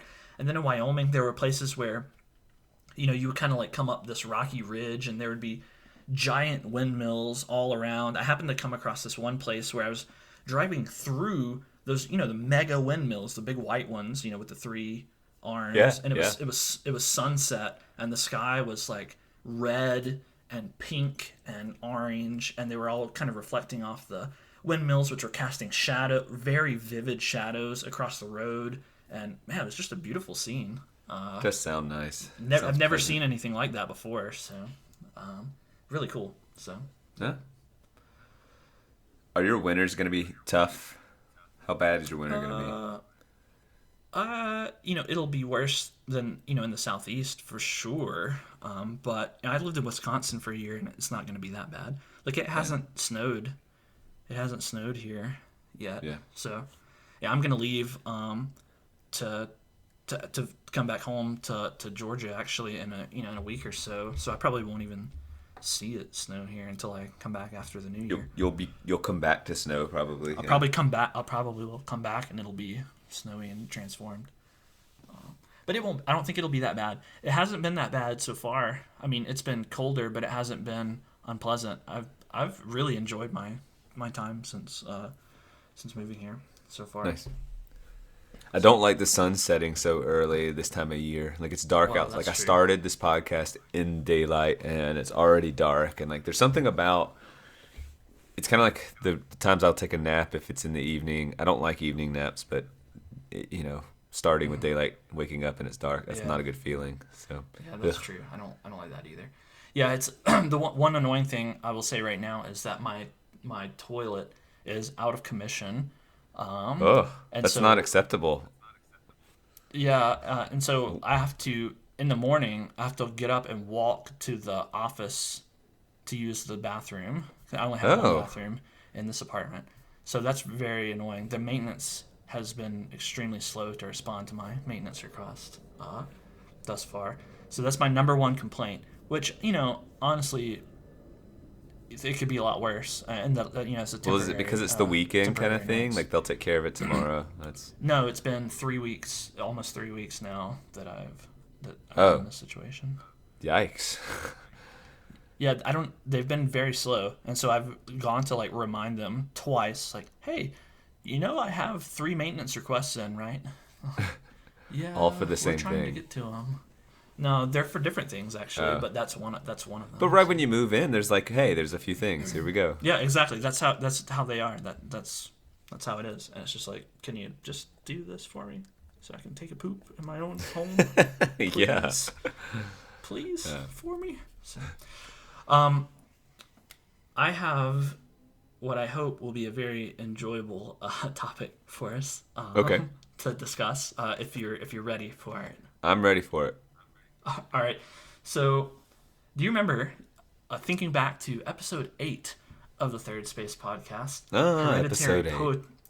Hereditary Poetry, where I produced a number of poems, some by me and some by professional or self-proclaimed poets, and I made you try to guess which were which. Do you Yes, remember and I that? did very well on that, if I'm You not did. mistaken. Yeah. You did Like I very would well. sort of speculate, and my speculations were spot on. Yeah. Yeah, you managed to pick out the ones that I wrote pretty well. So I really enjoyed that, and I've been thinking about other ways to do something kind of similar, and so I've landed on a new one here. No, I'm smiling. I'm very excited about whatever you're gonna do. But instead of poems, we're gonna do it with what could, I would say, generously be called the most poetic form of music, which is rap. Okay, all right. So what I'm gonna call this segment, it's not gonna be recurring, but I'm gonna call it Rap or Crap. And we're gonna play a very similar kind of game where I'm gonna present you rap songs, and So you you're will gonna try read to me guess the lyrics, and I'm gonna guess whether Yes. they're an actual. and you're gonna guess whether it's a real rap song or a rap song produced by me, Lil Bennett. Lil Bennett. Okay, so parameters are being. So it's either you or someone else, and that someone else, it's like at least enough real. to Yeah, be a it's real real song. rap. It's a song I could go listen to afterward. Yes. Okay. Yeah, I actually spent more time than I ever would want scouring the hip hop charts and artists I've never even heard of, Lil this and Lil that, and listening to their music and Had yourself a good finding- time, a newfound I appreciation. had myself a grand old time. Lyrical. Yes. So full disclosure, I hated rap before this. I Yes, found it to be I know that about the you. most atrocious form of quote unquote music that existed. But after getting a broad sampling of rap artists and their lyrics, I listened to current top 40 songs. I listened to classic hip hop greats, and I listened to so many rap songs that YouTube now recommends me rap songs. I have a better idea. I feel like I have a better idea of what the soul of rap is and what fuels it, and the underlying, even the technical aspects like the beat and the flow and all of that. And so I have to say that after getting all this experience, I changed my view on rap. Really? And I hate it more now. Do you actually hate it? Do you actually have a little bit less respect? Yes, I can say that with all honesty. So. Okay, so let me predict some things. I think I'm not going to be as good with the poetry as I am with the poetry because I'm familiar with poetry and I have the sensibilities I have with you and like regarding what's so like maybe I'll be able to detect what's your voice, but and poetry can be silly at times, obviously, and that but it was just sort of my wheelhouse. Now we're stepping outside of my wheelhouse, so that's a big change, right? And I'm not that familiar with rap. Yeah, you don't keep up with rap anymore, right? So not anymore. So we'll just see what I'm pulling from. We'll just see what my instincts tell me. Yeah, I And think. are you going to be cursing a lot in this segment? Like, is that what's going to happen? Yeah, I am going to do word replacement, which, I think I could curse a lot, but I think doing word replacement makes the vulgarity stand out more, and it's also hilarious. So Okay. I'm gonna swap some words. Will it just be obvious so- when you're doing that? Yeah, so for the unsayable word, I'm gonna use ginger or ginja because it's an anagram, and I also think that's very funny that ginger is a anagram of that. I did not. That's the first time I've ever realized that. Okay. Maginjas. Okay. It's the perfect because I'm white and gingers are white. Really white. It's perfect, right? Yeah, and so and the other ones, yeah, will be really really obvious. Okay. So all right, so here's how it's gonna work. There Should are, replace them with after, dead poets or something like that, Anyway. After doing this broad survey of the hip hop genre, I found that of the dozens of songs I listened to, most fell into one or more of four broad categories, which are diss tracks, which do you know what that means? Like insulting other people. Yeah. Right? Yes. Okay. Yes. Graphic sex, drugs, or accumulating money and fame. That's basically all I heard. So there weren't any. Well, we can analyze later. Anyway, so those are the four categories. So what I'm going to do is I'm going to present 3 songs in each of those 4 categories 2 of the songs are real. One of them is by me, and you have to guess which one. Okay, so say that one more time. The rules: two are real, one's by you, and I'm trying to identify you. Yes. Okay. Yep. I'm gonna present three verses really from songs. And you're not gonna bother in telling me a fake song and categories. 2 real songs or anything like that. You're just gonna give me the lyrics, Nope. decontextualized. Yep, Got it. I'm gonna give you the lyrics, and you just try to guess which of the 3 is I'm mine. ready. 2 of them are real. One of them is mine. So the first category, the first theme that we're gonna do is the diss track. Okay. I'm not gonna perform these rap songs. Okay. I'm not a rapper. You're not a rap artist. But after this experience, I think I could be. But I'm just gonna read it. All right. So the first song. You ready? I'm ready. All right. The title of the song is "I'll Use Violence." Oh, so you are gonna give me song titles? I'm gonna give you the title and the lyrics, but not. I'll use violence. Okay. I'll use violence. Sorry. Gingas be saying my rhymes is like Nicky's, but they hoes necks is covered in my hickeys. No need to spat when my albums are plat, but if y'all want to go to the mat, I'll give you a rat-tat-tat. Strapped up with a 9, is that a spare mag in my pocket? Electrical socket, shooting sparks, then I cock it. I ain't playing no more, though. Bullets in your aorta. Say goodbye to your mother. Take the night train to Georgia. Now what y'all say? I better hear silence. Spitting words today, but tonight I'll use violence. Yeah. That totally reads like a real song, so that's my knee jerk anyway. And it was so bad. The aorta's like half rhyme, whatever it was. Beautiful, man. This is art. Okay. All right, that was your first one. I'll use violence. So keep it in mind. This is gonna be. Okay. I'll try to get my flow better. All right. So this the second one is called Second Round KO. Okay. Well, let me tell you something. You might got more cash than me, but you ain't got the skills to eat a ginger's ass like me. And if you really want to show off, we can get it on live in front of the cameras on your own sitcom. I'll let you kick a verse, flip it. I'll let you kick them all. I'll even wait for the studio audience to applaud. Now watch me rip the tap from your arm, kick you in the groin, stick you for your Vanguard Award in front of your mom, your first, second, and third born, make your wife get on the horn, call Minister Farrakhan so he could persuade me to squash it. I say, nah, he started it. He forgot what a hardcore artist is. A hardcore artist is a dangerous man, such as myself, trained to run 20 miles in soft sand, on or off land, programmed to kick hundreds of bars offhand from a lost and forgotten land.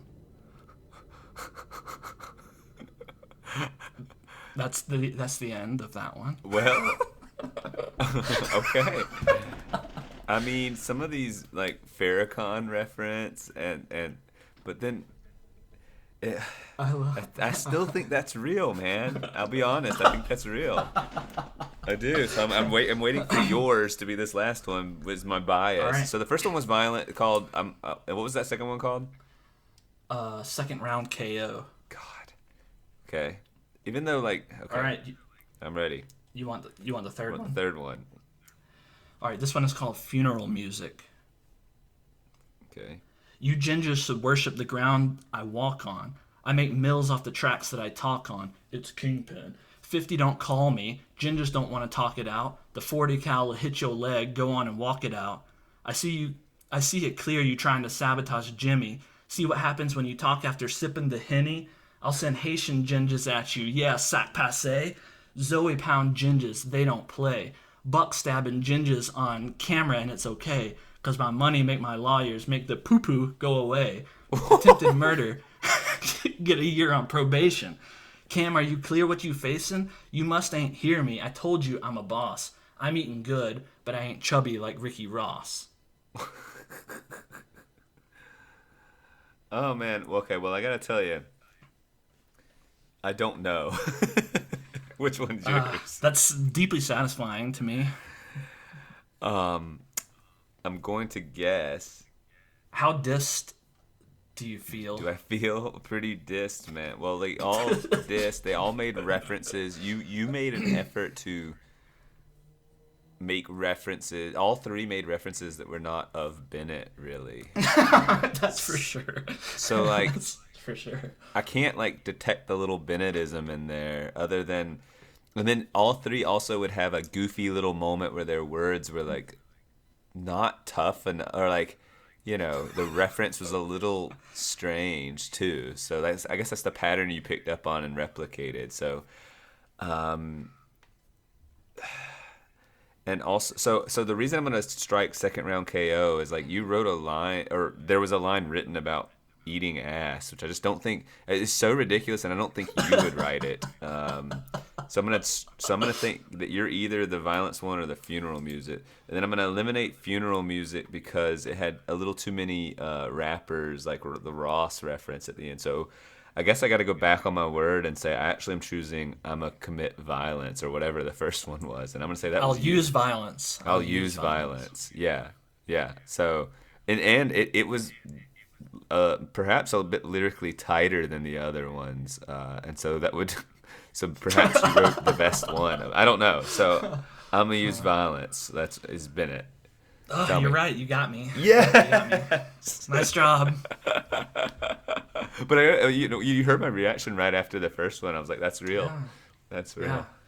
But I had to get. I think that deductive reasoning was tight though. I'm good with that. I don't mean. Yes, you did a great job. No, way. you're exactly right. Actually, the first one, yeah, that's by me. I'll use violence. The second one is by an artist named Cannabis. What's his name? Okay. The actual song includes Mike Tyson. Believe it or not, he's in really? the song. He has lines in the song. He's in the video and everything. His voice is notoriously, like, not tough. And the third one is 50 Cent. Yeah, he referenced himself then in there. He said 50, which made me think it was you. And then but some of the other, like, referencing Ross at the end, I'm like, that really was like, no, Bennett didn't. Yeah, I don't know who Ricky Ross is. And I have heard that name before, and I'm like, he would never. That's what gave it away. So isn't Ricky Ross? He's that Hispanic, like white. He was real popular like in the 90s. Oh, he was like. Was he the story of Ricky? What was like? He was like a drug dealer or something, or no? Is it? No, I thought he was like a pop singer, like a Latin American pop singer. Oh no. Rick Ross. Okay, no, we're just wrong about that. This is a bearded black man who, like, I've heard of him. Rick Ross, not Ricky, just Rick Ross, and they, whatever. Ricky. Okay, round two. So I'm 1 for 1. So you got it. Yeah, you got it right. But actually, I was gonna say you ain't got the skills to eat a ginger's ass like me. That I actually found by searching the worst rap songs. Figured you did some of that too. And right? that line came up, and then I read the lyrics for the whole song and thought it was bad enough to work it in. I like because it. I thought it was hilarious. What kind of line is that? Yeah, what kind of line is that? Yeah. I assumed that means fighting, but you never know, I guess. All right, so the second category is money. Primarily money. Yeah. So I've got three songs for you. Like, yeah, wealth. Yeah. Wow, yes. Terms for money. Oh, all right, so you ready for the first one? Yes. This one's called Can't Nobody Hold Me Down. We spin the cheese in the West Indies, then come home to plenty cream Bentleys. Hee hee. You name it, I could claim it. Young, black, and famous, with money hanging out the anus. And when you need a hit, and when you need a hit, who you go and get? Who? Bet against us? Not a sure bet. We make hits that'll rearrange your whole set. That's right. And got a Benz I ain't even drove yet. Money hanging out the anus? God, that line. That's right. So, what's funny, too, is as you're reading rap lyrics, you have these little, like, hee-hees or, like... Those are parenthetical, you know. I'm sure little, like... Yeah. And so you're... You know what I mean? You know, in rap songs, when they have that, they're kind of like... extra punctuation at the end of lines. Yeah. And they do all sorts of like I guess I'll call it musical things with their mouths and like yeah and like yeah. So I've got some of those in here. So So I'm trying to be authentic and Exactly. So it's hard to add know all if of those like in. did Bennett develop the hee or not. Can't nobody Right. hold me down. Okay. All right. I don't know All what right. to think still. It's a holistic thing for me. So go ahead. Okay. You ready for the second one? Yeah. This one's called Diamonds for Breakfast. Okay. That's pretty good. Gucci on my back, and a Lex on my wrist. Cha-ching. Dom Perignon makes up most of my. Sorry. Hold on. I have to start over. Okay. Sorry about that. Apologize. Gucci on my back and a Lex on my wrist. Cha-ching. Dom Perignon makes up most of my piss. Ta-ting. Don't try to diss. Don't try to diss. I got ice in my veins. Ha ha. Ice on my rings. Ice is my bling. Hoes shaking they ass to get close to my thing. Get down. Making it rain. Dropping G's like a green hurricane. Yo. Category 5 levels of blow. Driving anyway. Got that Lambo. Grill so shiny. Like I ate diamonds for breakfast. Jessica's texting me wanting Jessica's texting me wanting rides in my Lexus. Mic drop. That was very good in terms of. I don't know why, but I'm gonna say. This is my leading guess for you, and I have a few like.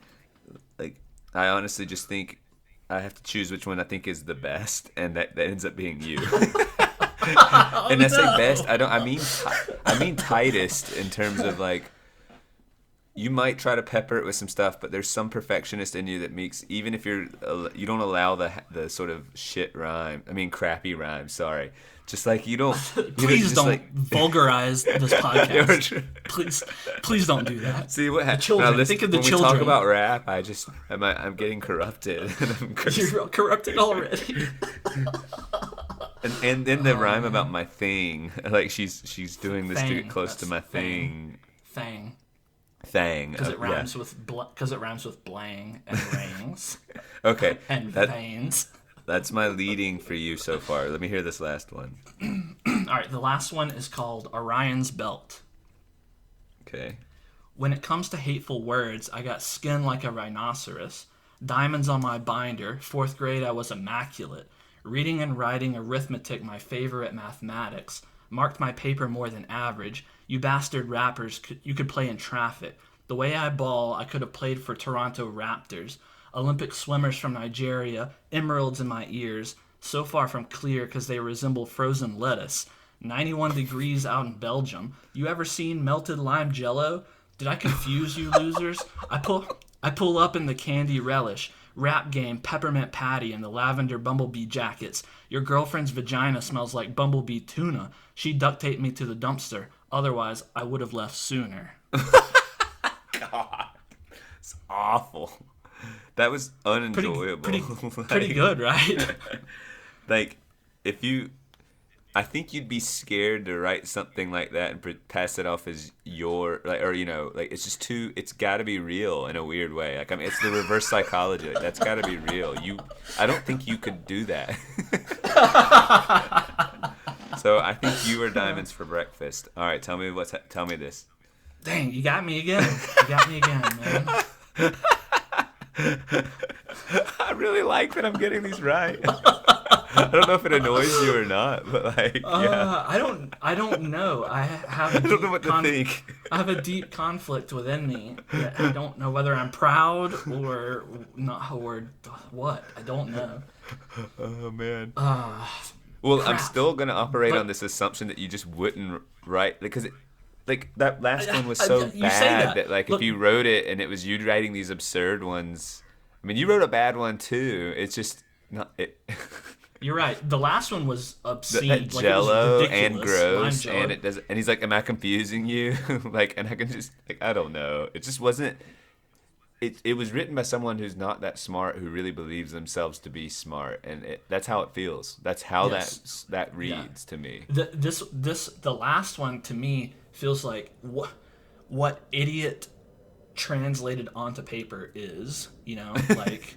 But one that thinks that they have something that like, their words are too sharp for everyone else like to fully get, and they kind of even know it. So like, what are you confused? Like, well, then these lyrics will be abused. Like, it's just bad. Well, it's also funny, like, Diamonds on My Binder, 4th grade, I was immaculate. Like, if you're trying to talk yourself up as smart, why go to 4th grade? Like, why 4th grade? Why picking 4th grade? Like, I don't know. And the titles for you, Diamonds for Breakfast sounds like Bennett trying to write rap. Like, it's like Diamonds for Breakfast. That's like, yeah.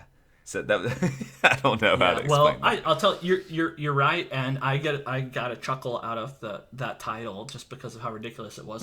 But that was before I looked at titles of real rap songs, and they're all ridiculous too, right? So that doesn't actually stand out. You might think it stands out, but it doesn't. So you can't write a parody that's so obvious. I can't. Well, that's the thing. Like, you are proving it to me that I tried to make terrible rap talking about pissing champagne. And that all sounded real. Like everything. Driving my Lambo, grills being shiny. I tried it all, man, and you still saw through it. I don't understand. You don't have the real. You're not cut from the same cloth, man. I guess I didn't. I grew up on the streets. I grew up in the ghetto. Yeah, it's true. But still, I don't have enough of. I guess I just not wasn't in your there blood long enough, man. It's in my blood. All right. So yeah, the first song was Puff Daddy. Oh. So popular rapper. The second one was me, and the third one was Kitty featuring Riff Raff. I don't know who the hell these people are. But those names. Kitty featuring Riff Raff. Maybe when you just say featuring, it makes me feel like, but Kitty. Yeah. All right, ready for the... It's Kitty, like Kidd. Kitty, it's a woman, a woman rapper, and Riff Raff is the one who actually rapped the section that I relayed to you. All right, I'm ready for number 3 of 4. All right, the third, the third set of 4. This one, the theme is drugs. Okay. All right, so the first one is called "Oodles a Noodles, Babies." Oodles, what? Oodles a Noodles, Babies. Okay. Right. Here we go. I ain't have nobody to give me no hope. I hope my mama ain't doing no coke. I used to wish that my daddy was living. I had a dream that I seen him as a ghost. I used to act up when I was in school, thought it was cool, but I really was hurt. Wanted my family to come to my games. My mama couldn't make it 'cause she was at work. Lived with my grandma, she took me to church. Really, no, I ain't want to go. Remember I kissed my aunt in the casket, and her forehead was cold. I was like 4 years old. We couldn't afford no clothes. It was hand-me-down. Who would think a ginger get a Grammy now? Well,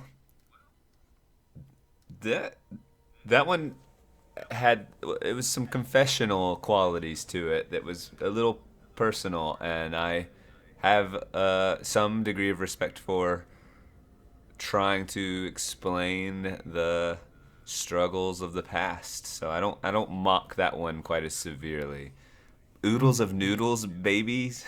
Yes, that's the title. But the drug didn't shine through as much, other than and hope and coke kind of annoyed me. Why not hope and dope?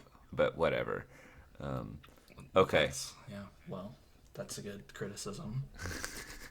I mean, I didn't love it by any means. It was just head and shoulders more tolerable to me than the others. Like, it had some content about a person struggling. Go ahead. I wanted some variety. You know, like I said, I made a broad survey of rap, and I don't want them all to be cut from the same cloth. Right. So, all right. This will be a nice reversion to the norm. This one is entitled "Drug Addicts." Okay. I've been smoking since I was 11. Ooh, 11. I've been popping pills since I was 7. Yeah, I was 7. Told my pastor I don't do confessions. Hell nah, 'cause I pop a lot of Molly for my breakfast. Ooh, Molly. I ain't never listened to nobody. Nope. In the courthouse off of ecstasy. Gosh dang. And your baby mama laying next to me. Huh? After she just sucked me, I told her ass to leave. Butch, get out. Ooh. Everybody around me like them oxys. Yeah. I was too leaned out to drive the Rari. Huh? Made her ass wait 2 hours in the lobby. Thought? I can't go outside. I can't go outside because I see paparazzi. Yeah. Take another pill, now I'm feeling better. Ooh, X. Gucci gang, yeah, I'm a trendsetter. Gucci gang. Bustin' all on your butch, wiped it off with my sweater. Ooh, I'm a drug addict. I'm richer than my professor. Man, flip school. I hated that so much. That took a lot out of me. I don't think you wrote that. What? But I don't know. That reeks of a really just horrible song, unfortunately. And I don't know about the Gucci gang coming out of your mind. Like, I don't know. We'll see. I want to hear the third one. I have to say I was exposed to a lot of Gucci gang. Okay. Today and yesterday. Okay, that's right, okay. That's that's good context. Ready for the third one? Yeah. Wait. Did you write these and then go out and search rap, or did you search rap and write these within it, like as you're searching? I wrote mine after I went and okay. Just wanted within to know. And mostly after, but I wrote one while I was searching. And then the others after. So you've had the influence of seeing them, yes. Yes. Okay. Yeah, I intentionally did that so I would be Of course, exposed to it would have been probably even the rap. so obvious if you hadn't. It would have been really funny for me to do it totally cold. Yeah. All right, the last one is called Overdose Dreams. That's kind of a cool. Weed till title. I'm high. All right, yeah. Weed till I'm high. Weed till I die. Open up my eyes, still alive, but I'm high. Overdose Dreams. BAC in the teens. THC making steam, chase it with a cup full of lean. I mean, ain't nobody spitting bars like me, hitting the bars like me, a celebrity, fogging up my cars, y'all see. Haze thick like a Kardashian, dealer all out, but I'm still asking him. Dime a dozen dimes, then I'm buzzing. You got a husband? Puff this perp, then you'll snub him. Room turning, lungs burning, spinning, finna drop. Ain't buy from him, he's an undercover cop. Don't stop me, yay, and even Drake can't top me. And if you think I'm done, take a hit, then watch me. I could imagine that unfolding like an actual rap song. God, this one's tough. I want to say that that's you. This one's tough. I want to say that that's you. I referenced Drake, but still, like, you probably read a lot about Drake when you were... gosh. I have Oodles of Noodles Babies, which was the kind of confessional. Bad rhyming. Then Drug Addicts, which was just... Maybe that was the point where you said, I'm going to try to be ridiculous and see that might throw them. So I don't think you did Oodles. If I had to be most confident in saying you did not do Oodles of Noodles Babies. And then I'm torn between Overdose Dreams is kind of a poetic sound to it. And Drug Addicts is... So I'm going to say you wrote Overdose Dreams. All right, tell me. You got it, man. You got it again. Seriously, yes. Three for three. It was lyrically tight. It was too much. It was just, yeah. God. There's just no way you wrote Drug Addicts unless you were like trying to be silly, but it was just, oh man, so funny, man. Let me tell you that both Oodles and Noodles Babies and Drug Addicts, every verse is consistent. It's all ridiculous.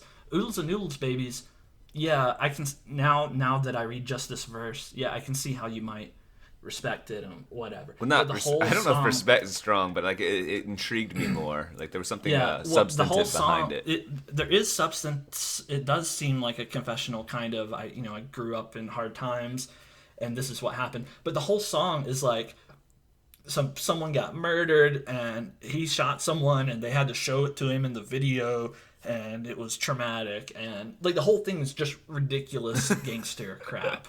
And then Drug Addicts. I have never seen something so ridiculous. The music video has Charlie Sheen in it, and they're in a hospital. And this guy, the artist, by the way, is Lil Pump. Okay. I don't know. And Lil Pump, who is like a tattoo-faced idiot-looking guy, is like doing tons of drugs in a hospital and feeding drugs to everyone. And him and Charlie Sheen are like riding down hallways in wheelchairs doing drugs, and that's the thing. And Sheen, the so wild. The chorus is something ridiculous. I don't remember it, but it's something really stupid like, I'm doing drugs, I'm doing drugs, I'm doing drugs, I'm doing drugs. Yeah, something stupid like that. I don't remember. I ought to look it up to tell you, but I'm not going to because that's probably really funny also. But it's ridiculous. I highly recommend anyone go listen to Lil Pump, Drug Addicts, and then Despair, and then do nothing but despair. So it's hilarious. It's a terrible song. Horrible. That struck me as particularly shocked. bad when you were reading it, like more than I did pretty good with the though. Yeah, right? That's gotten that. real. I can't roll my R's, so yeah. All right, you got it. 3 for 3. Let's see if I can fool you on the last Clean category, sweep. Here we go. Which is the theme for the last one is sex. All right. So there's been a lot of sex in the other ones. Or at least references about vaginas and anuses. So you can't really get away from. I found that all of songs basically contain drugs. They they had little bits of all four themes. All the elements. In them, Yeah. So. All right. So this first one is called Big D. Okay. What's it about? Well, got a good head on my shoulders, head like a boulder, like Sam Jackson. My shaft see in action. No traction. Got every wet hoe in here asking. Texting, eggplant emoji messaging, confessing, girls getting on their knees to pray, not to God, but to the snake, sinning, black mamba spitting venom, imprint in my denim, pants too tight, I don't pin 'em. Even your mom would be embarrassed to see some. Eyes up here, miss, less you want a threesome, like Liam Neeson, you're taken. Is that bread I'm baking? 'Cause you making it rise. Supersize this Big Mac, quarter pounder with cheese. That's why Ginger's everywhere calling me Big D. Hey.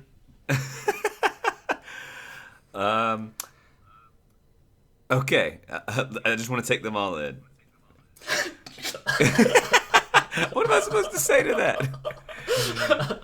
I think there's a chance you wrote that one because it was fairly tight and fast and lots of rhymes in there. And that's the pattern I've seen from you so far is that you fit in a lot of rhymes and you tried to you said something about I think wet hose, which is gross, which is hard for me to see you writing. But then also you're like, no, I gotta fool him. I gotta really go gross with it since these are all gross.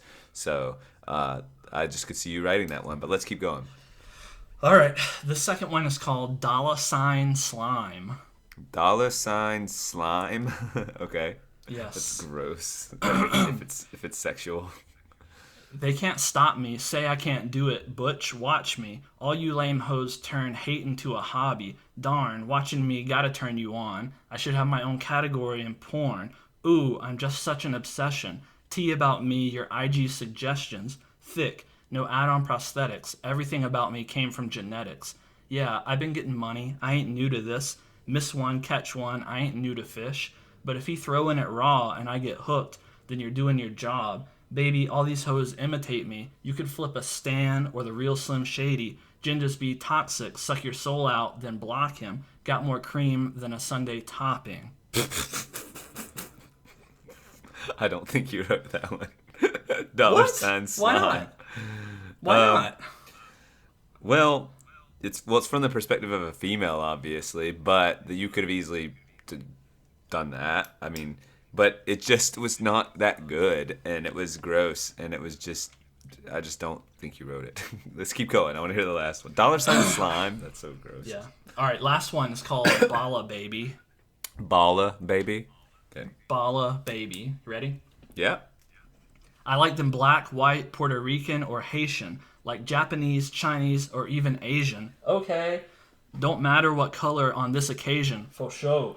Like smoke, take a hit of what I'm blazing. Instead of God, it's me girls praising. Meet me at about 6 at the day's end. 5 of them, 1 of me. I'm feeling caged in. I'm a pimp. I'm gonna keep on playing. You know I love them for that one night. One night. I could take on 10 with my one pipe. One pipe.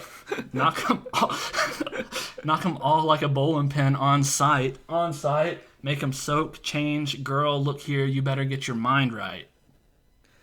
That had some tight rhymes in it, but I'm guessing you wrote Big D.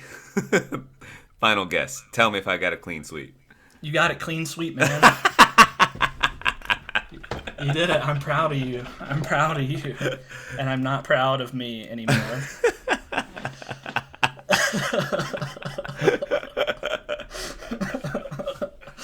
It just means you were developing your voice as a rapper, and I picked up on your voice and was able did. to. Now, yeah, after reading them all in one clean sweep, you're right. Like, mine did all have a cadence, a particular cadence. I tried not to, but I guess Rap's harder than you give it credit for, I guess. I have my own rapping style, you know? Yeah, I'm not a Biggie Tupac or a Lil Wayne X or whatever. You know, I'm Lil Bennett.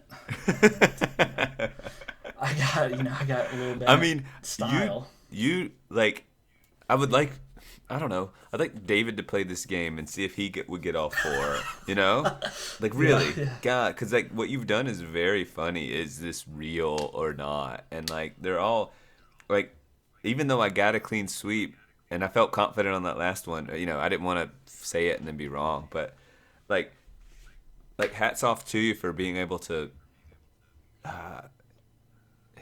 give an impression of that style, but like it's also a testament that it didn't match fully. Like it didn't work. I know that kind of annoys me. It annoys me because with the poetry, I fooled you. You got me on a number of them, but not all of them. Yes. And this one, you got me on all of them. I thought that I was, after writing these, I was feeling pretty good. I thought I could be a rapper. It would be just as funny as if I missed all of them, right? Or it would be like what have we learned? Does this mean that rap's harder than you think that you that I? Well, no, I don't think so. I actually think that the lesson is rap is easier than I thought, mainly because the reason you chose mine were that they were good. They had more quality. But the thing elements. is, And I mean, I that, tried like... what I tried to do was pick an absurd thing within the theme and write about it, rhyming a lot, not necessarily strict rhyme scheme, and just try to make it as egregious and awful as I possibly could, blasphemous and with vulgarity sprinkled here and there. That was the pattern that I tried to fit, and I think I nailed it. Yeah, but you did. It was too obvious. It was too obvious, I guess. Does that mean these songs had more soul and yours was just like I do not know. By the way, $sign Slime is Lil Nas X. It's the #1 song on the top 40 right now for rap. Oh gosh, yeah.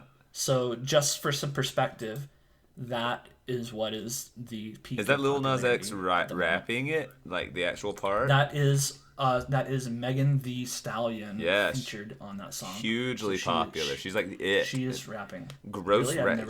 She has that. I've never heard of that individual. Oh well, that's very funny that you haven't. Like, that's like she's like bigger than Nicki Minaj and stuff now, right? I don't like. Oh wow. That must be popular. I guess I just mean big. I assumed you've heard of Nicki Minaj, so to give you a perspective. I have heard that name. I referenced her in one of my songs. I referenced her in my song "I'll Use Violence." I liked that one. Was tougher to get started with. Like it was such an explicit my first LP. Your title called "I'll Use Violence," and then the last you used it as the final rhyme, and it was good, and it fit, and it made the title seem less stupid, even though the title is absolutely stupid. And then you're like, all right, this all fits because it's a stupid title. Like it all works. Just my working title for the last category, the sex category, was gonna be sex repeatedly, but I ended up instead of making a song about being able to have consecutive rounds of intercourse, I decided to go with a large penis, a song about having a large penis. Oh man, so such a variety of topics to change the title. Well, eggplant emoji messaging, confessing, texting. That's good, right? Well, that's the thing, is it's so stupid that like that is possible. But I don't know if you would. I don't, actually, that's what, when you read rap lyrics, it's really more about the tude, right? The attitude. Yeah. And so like that's maybe why, just to try and treat it with an academic lens, or even just a casually academic lens of going, hey, what are the words? It's just you're not gonna get very it far. doesn't work. Like, and you're not gonna earn respect for the craft. Like, it isn't gonna happen. I mean, well, like, really though. I find that to be pretty funny, because like another thing that I noticed in my broad survey of rap is that there's essentially no or very little melody. Like there's almost no musical aspect. It's simply lyricism. And what you're telling me is what I also noticed, which is if you just read the lyrics, they suck, and there's no music to be found. So what is it? Like, why? What is it? And it truly is like, how intensely can you grunt / chant these words, and quickly and yet somewhat understandably, and that's what makes it popular somehow. Well, yeah, it can be played to dance to, and it can feel tough and cool. Like, it embodies popularity. It feels popular. Like, that's rap. Is that feels right? Cool. Is that right? Rap I feels think it popular? does. When I hear it, feels like a cool person. Like you want to be tough and cool, and like this captures that. And music, if you could distill it, like what is popular, like rap feels tough and cool. I also think I've heard, this is to defend rap for a second. There is a brand of rap that I've heard referred to as conscious rap, and that is saying, hey, here is the plight that I'm experiencing, or that my people are experiencing, and here are my complaints about this. It just has more broader, I guess.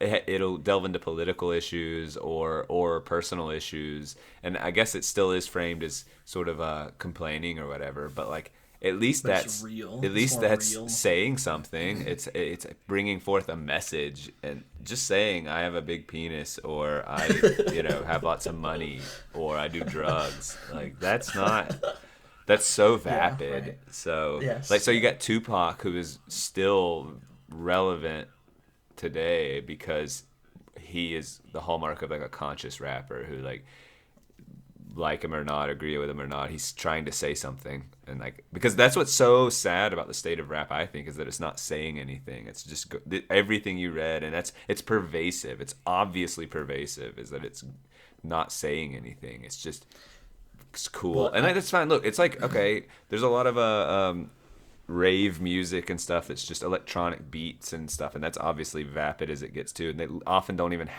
there are no lyrics, it's just beats. So that's about where you're at with rap to me. It's like, except rap can do some damage if you're just saying drugs are fun. Like, that's bad for like an impressionable kid to be raised on, and just right. And like cursing, I have my own thoughts about cursing, but like, it's not good to introduce to like young people and go, this and elevate it as cool, like being right. Breaking rules and saying curse words is cool, do drugs and slap women. It's like, all right, if that's your messaging, that's way worse than rave music, which is just kind of grating and loud, and a lot of the same qualities, just without the terrible moral framework. It has no moral framework, whereas rap just has overwhelmingly a bad moral positioning. Yes. Well, I have to say that I went into this experiment wanting to pick the most graphic and extreme and ridiculous songs, but I wasn't prepared for. You thought you'd have to do some digging. You were just inundated. Like, which do I choose? I could throw a dart at at anything. Yes, I thought. And some that I encountered, I just couldn't bring myself. I don't want to read them. Like, I don't want to read them out loud. Like, I don't want my voice associated with the song whatsoever. There were some that were that ridiculous. Really? And it was like, yes. And it was like, I can't read this. I don't know who's going to listen to this podcast. Like, I don't. You don't want this audio clip of that. Even when I swap out the words humorously, I can't swap out every word. Like, I can't do that. It'll just be unintelligible. Well, you had to make some nonsense. decisions about like using the word hose or ass or something like Yeah, that just to hoe make and it. ass. That's not so bad, but like whatever. I mean, I could have word swapped those and made it funnier, but I wanted to, I didn't want them to steal the show. But like, I mean, some of the songs were just. It's not just about the taboo of the particular word. It's graphic, like using the word wet. Yes. Well, that's That's the thing. Like it wasn't just curse words. That's what I guess I wasn't prepared for exactly. It wasn't just curse words. It was graphic descriptions of an entire sexual intercourse session. That's the whole song. Multiple verses, and then like it's like, is this real? Like, how can you make a song like this? I don't get it. Like, who listens to this? I want to make a playlist, and that's what we listen to on New Year's Eve. Just no, like, please no, God no. I think I have some good choices in front of us right now, No. particularly drug addicts. Drug addict. Well, that one is funny. It was awful, and God, I hated it. But it was like a B movie of rap. Yeah, that's what I want to find, some B movie of rap. Like, but I mean, if you're getting, what's his name in that? What'd you say? Who was it? Charlie Sheen. Charlie Sheen, yeah. Yeah. He didn't have any lines. He was just in the video. But still, he came and like shot for a day with them. So this is not like cheap. You get Charlie Sheen to come to your video, like you're paying some real bucks, you know? So yeah, right. Wow. Or drugs. Yeah.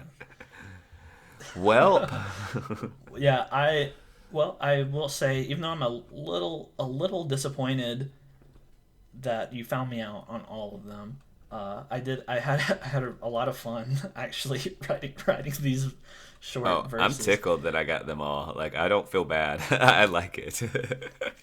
Well, yeah, I'm I don't know. Like I said, I'm conflicted.